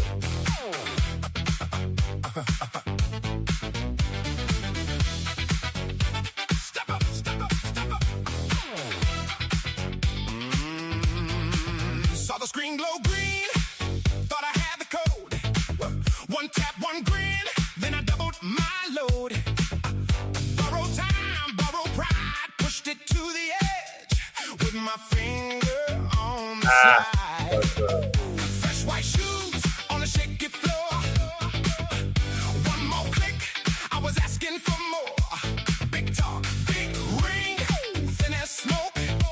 I was dancing with fire, and I felt that choke.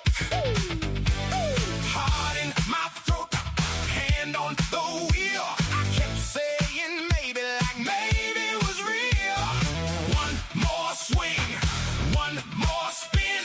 The house was smiling, letting me in. Bet it all, bet it all, bet it all. So this was kind of a screw up on my part. I was a little bit late on the entry, but if you're trading this on a kind of a longer term basis, you could try to make it into a swing trade. But I don't try, swing trades above the VWAP have less upside potential than swing trades below the VWAP, right? Obviously on a reversal basis. So I was just trying to basically scalp my way out of it. I executed it poorly. I went, I should have gone here. We had the full 5. So then I retraced and I was like, you know what? I'm going to buy a little bit more and see if we can flatten it out. But even doing all of this, I barely just kind of scratched out because the market is so choppy. We're back to basically now running the red trades. And yeah, we'll see. On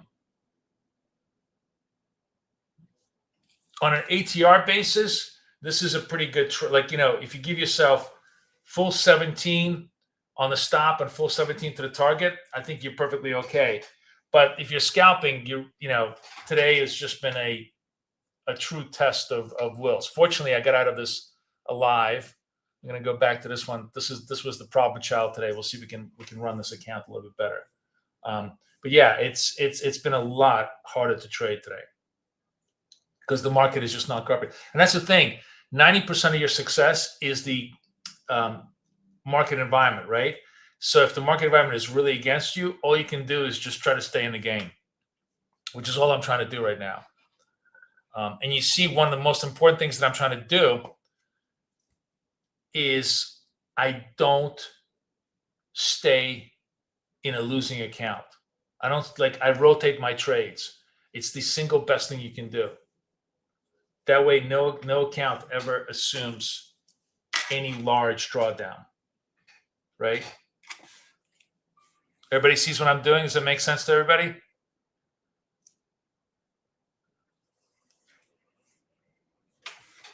Oh, Funky Stop. I just remembered. That's going to be our next song.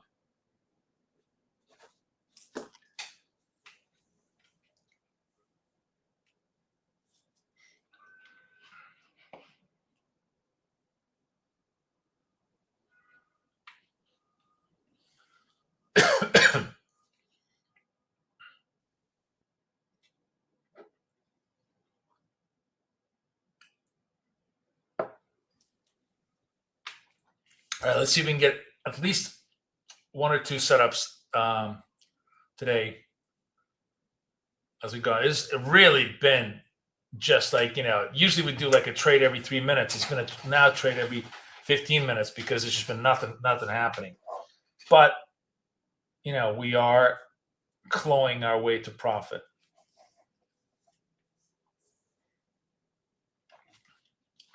Tell me this is not the deadest market you guys have seen in a long time. Look at this. Wait, hang on. Let me go this way. Look at this flatness.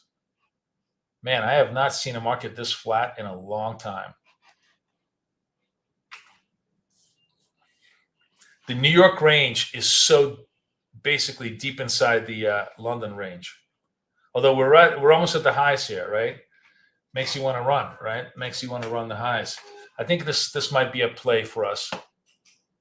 It's not really a play, but it does hold the highs. Let's see if we can just join the bid here. Make the trade. Make the trade. Make it fade. Come, puppy. Come. Let's do it. Let's do it. Oh.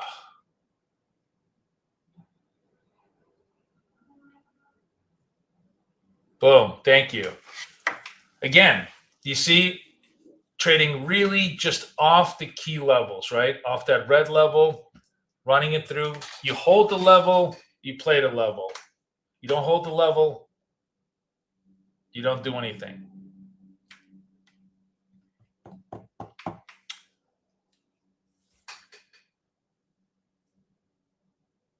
We need Trump to speak. Yeah.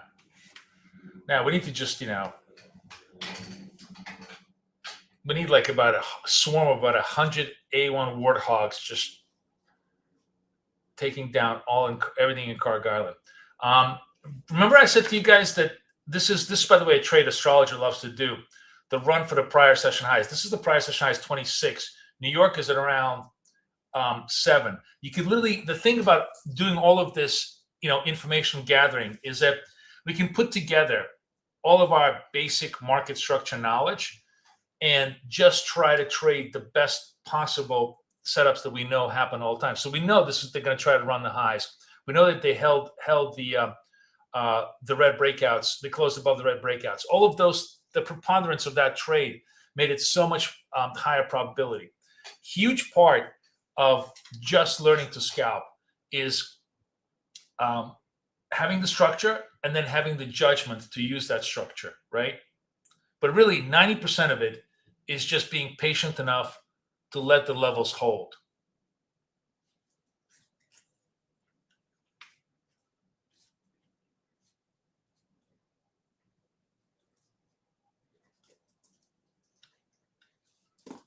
Right?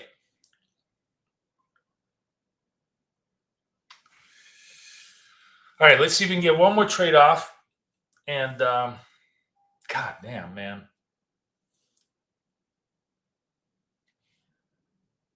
I'm trading prop firm stream tomorrow, and man, if it's this slow, I'm going to blow my brains out.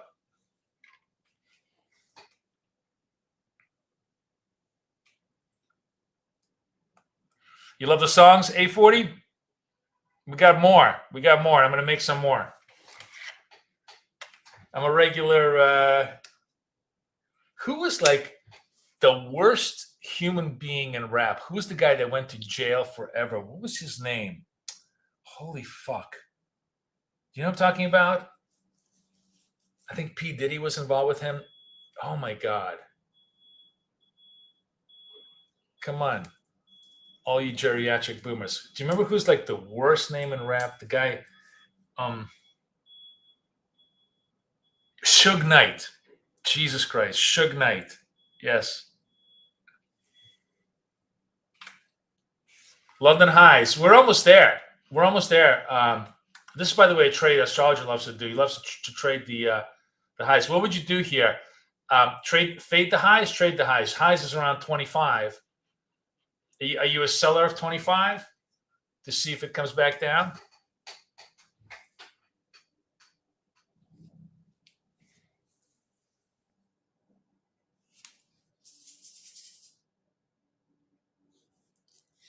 London High, just to let you guys know, is literally right here, like right around here, right? So this is what we're kind of testing.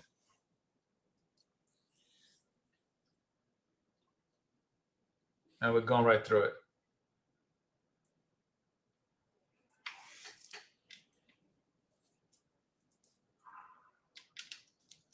It is really cool to see, on a day-to-day basis, that you can literally understand the micro patterns of the market. You can see the structure. You can see what the dealers are trying to do. You can see everybody's trying to run everybody's stops at these levels. The interesting part, though, is like what's always an open question. It's always what makes markets so interesting is that you're now at this key level, right? And everybody's like, oh, it's a fade. And then somebody comes in with huge size, and now this thing goes to like 940, 950, and you're blown out through the market. Like it's never, it's by no means ever a certainty that this is just a fade, but it's a high probability trade, and it did work in this case, right? Did you fade that 25s? This is our first weakening candle, the orange candle. But again, as I said, I like these candles much more to the top. Man, how many sirens are we going to have today? You guys hearing all the sirens today?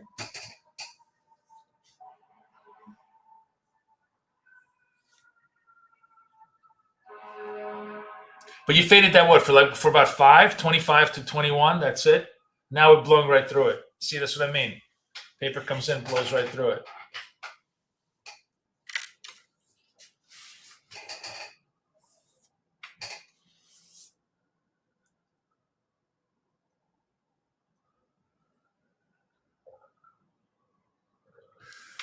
And just like that, after chop, we finally get a little bit of a trending market, right?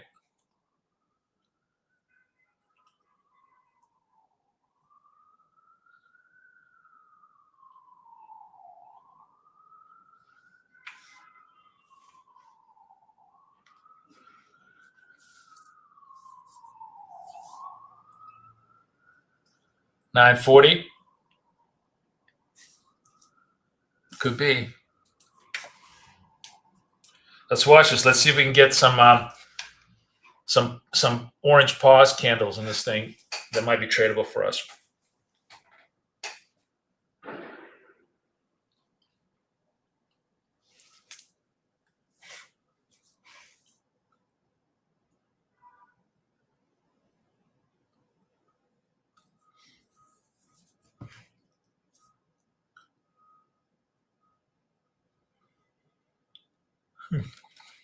You're supposed to sell in May and go away. By the way, that's actually it's a good question. I'm gonna look this up because I think that hole has been really, really debunked lately. Let's go to Gemini. Has sell in May and go away worked in the last decade?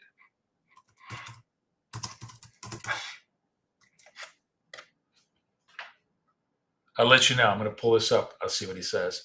You're right about 940. Oh, look at this. See? Don't believe everything you read. Underperformed. Simple buy and hold. 16 return was 2.9. Strategy worked? No. Market rose, market rose, market rose. Look at that. Look at that. You ate. Only 1 year. Only 1 year, 2022. Wow, that is a horrible record. See?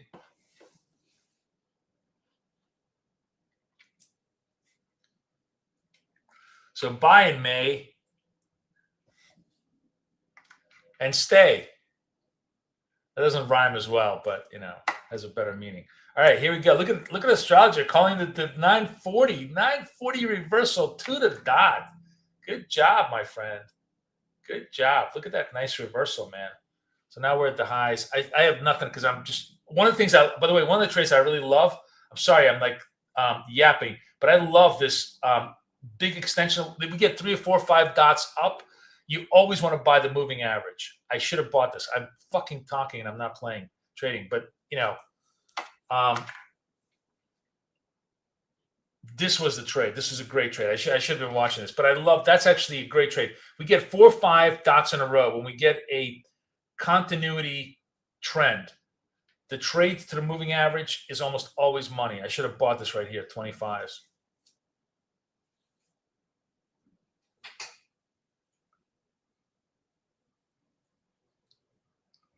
All right, still pretty quiet.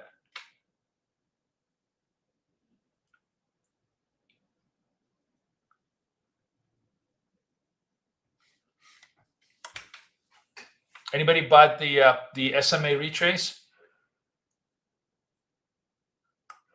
That is actually one of the best trades around. But you need at least 3 or 4 dots in a row to really create a legit move.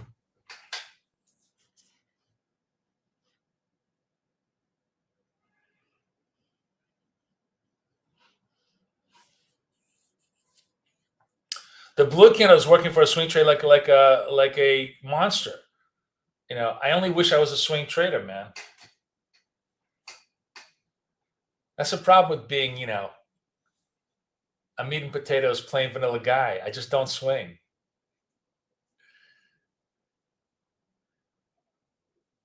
Maybe I should tell it to my wife. Let's see if I'll say, honey, we need to do that in order for me to make more money. I'm sure she'll approve. But yeah, 2 ATRs here would have been pure money. 2 ATRs about 35 points. You bought 91, 35 points there, right there. That's what that's what Claude said. You just have to have the patience to do that. All right, we're at the oranges. Let's see what we want to do here with the oranges. So, my favorite is the breakout trade, but let's see what we want to do here.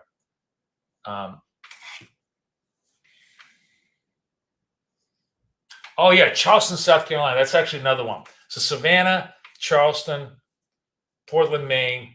Let's do a top 10 list of small towns in America worth visiting.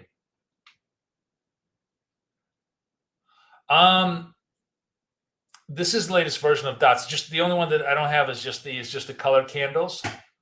But I don't think I'm going to be able to get those for a while. I'm just waiting. I'm actually going to talk to Rob today, and we'll find out it's when he's going to let me code directly to wealth charts. That's when I can do it because I'm not going to bother him.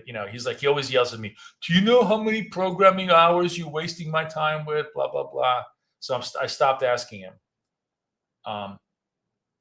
All right, watching this one doesn't clear the lows, so we're just kind of hanging.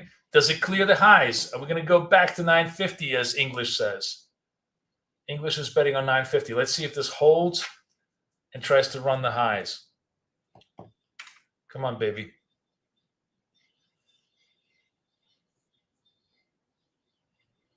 Oh yeah, I know. I hear Gloria. I hear the food and chart. My daughter, my older daughter has been in South Carolina. She loves it. She went there for a visit. It's like it sounds awesome.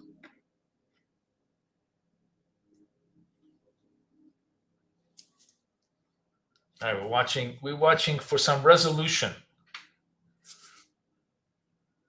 Give me some solution. Do the resolution.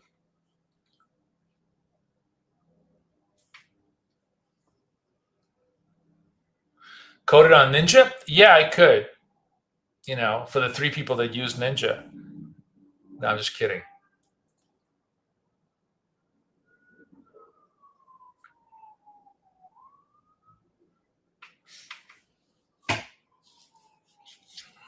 All right, we're looking.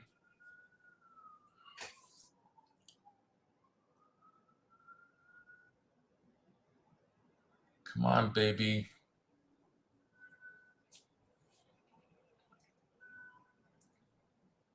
And again, because the market is so much, it's basically a 70% upside bet. If you kind of think about it from a long point of view, almost every strategy that's a BTFD, buy the freaking dip strategy, whichever variant you have, whether it's a 5-second scalp or a swing trading strategy, that's what's going to outperform the market always.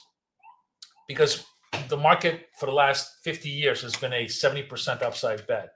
So I was looking at the orange trade.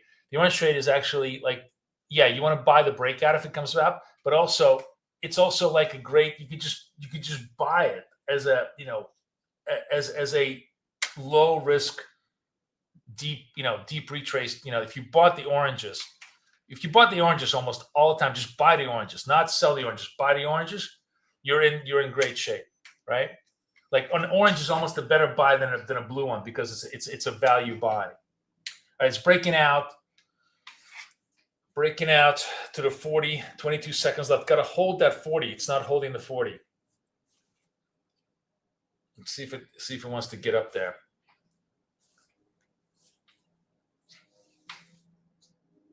No. Session highs cap it for now. Not enough demand to push us through. No daily chart today, green. So what do you mean? Sorry, I don't know what you mean, English. No daily chart today.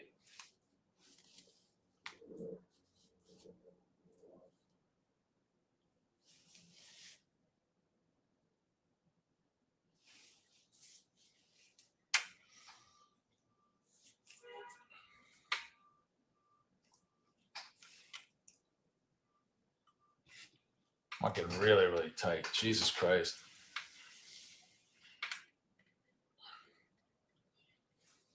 All right. 19 through this. If we hold here, we got to sell it. That's what the baby says.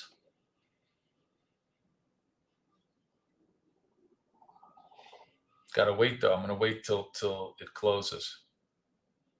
3, 2, 1. Barely retracing out. Come to Poppy. Come on. Let's go. Let's go. Come on. Hit me. Oh, my God. Jesus fucking Christ. Thank God. Thank you. All right. Last trade of the day, guys. Last trade of the day. We hit it. Did not quit it. I hung in there. Just like Muhammad Ali against George Foreman. I took the blows. And I managed to come back on almost all the P&Ls, right? I mean, still not great, but better than before. This is ugly, but we'll come back. We'll bring this back. But anyways, it was, and a few of them were my mistakes. Honestly, let's be honest with you. But still, given the fact that how ugly it was today, not bad. I'm counting this as a win. All right, you guys like the new approach where I'm just really, really anchoring it for you guys so you can totally see what I'm doing? What determines the green dot printing? It's got to close at a higher high. At a higher high than the prior candle.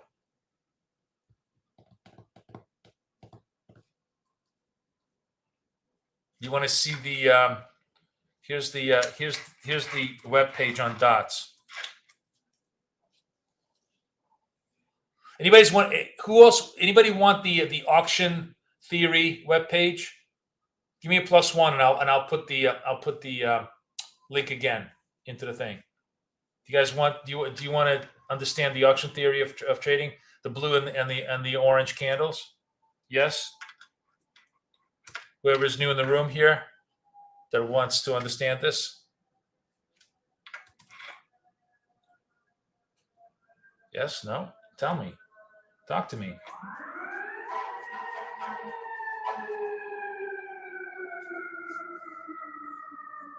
Okay. Good job. Good job, astrologer.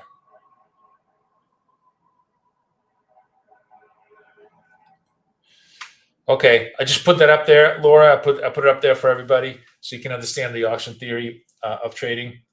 Whoa, look at this nice clean move to the downside.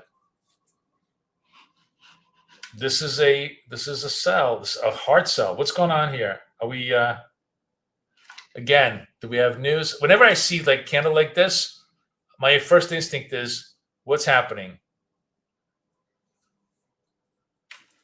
Okay.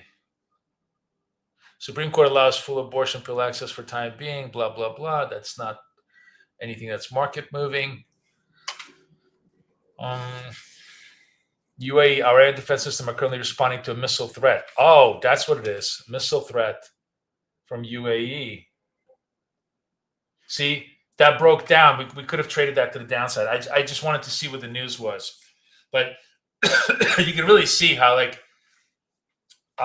when you have these huge candles, it's almost always a given that there's going to be some follow through because it's pretty much news driven, right? So we could have taken a little bit more here, but it's fine. All right, thank you guys. Thank you so much. Everybody have a great day. Tomorrow, remember, 8 o'clock. We're going to do 8 to 11.